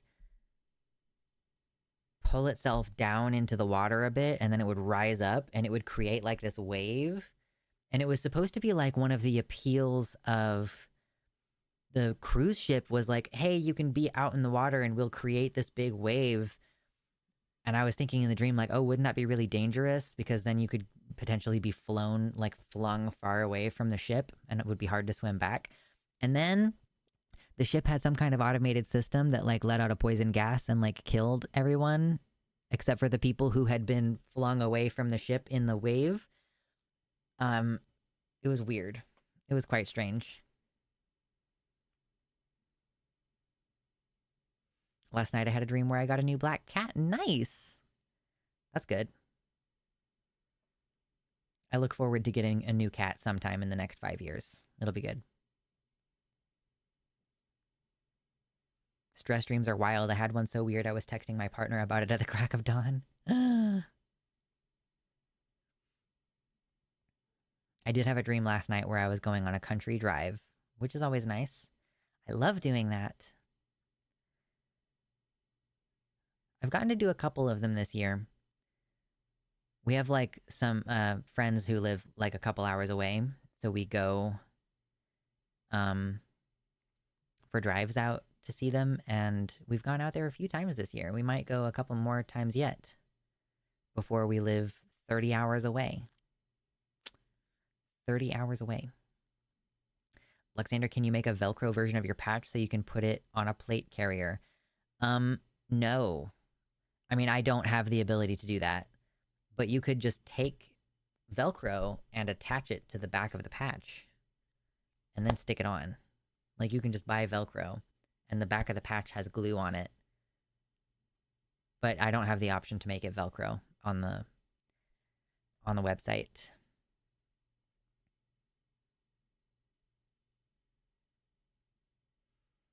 I've been studying sacred geometry and thus have been dreaming about all kinds of geometric figures. That's cool. In a box. 5 gifted tier 2 subs. Thank you. Oh my gosh. Yeah, that is $50. Oh wow, cool. Thank you. I can do math, I promise. Enjoy Mayoside. Enjoy your dicks. Mersh, better than Amber, Javelina, Fennec, and Neurotic Canary. Thank you, in a box. Oh my goodness. Another flex for the end of the show. Perfect. Perfect timing. Because I was getting sleepy and my voice hurts, so I'm going to drink some green tea. I bought decaf green tea so that it won't fuck me up this late in the day.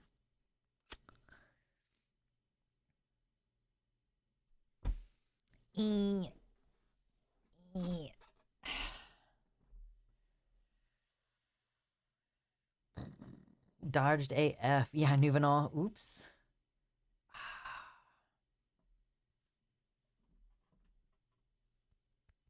I like my back muscles. I wish that I could show them off better. I also wish that my shoulders weren't so fucking pointy. Working on the lateral raises.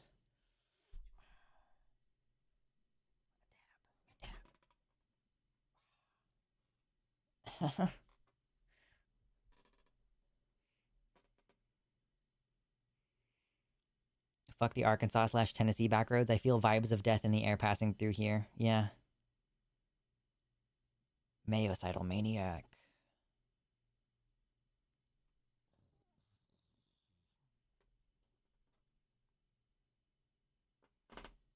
Getting bigger muscles. I want bigger shoulders. Yeah. Lateral raises. You do these. And then maybe some front raises too. Get you some weights and do some front raises.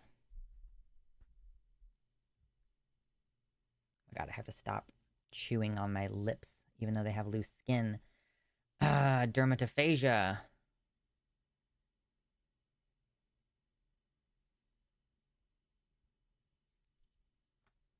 More dicks. Dicks, dicks, dicks, dicks, dicks, dicks, dicks, dicks, dicks, dicks, dicks. Yes. Thank you.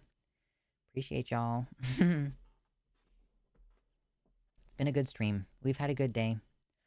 I'm working on my BoJack Horseman script, and I will be putting it...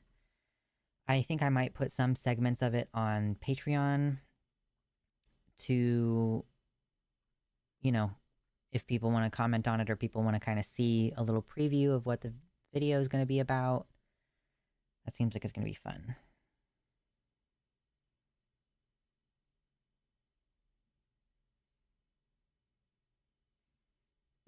Someone attempts to do dicks in the YouTube chat. Yeah, it's not the same feeling as site chat. I know, I'm so sorry. Rest in pieces.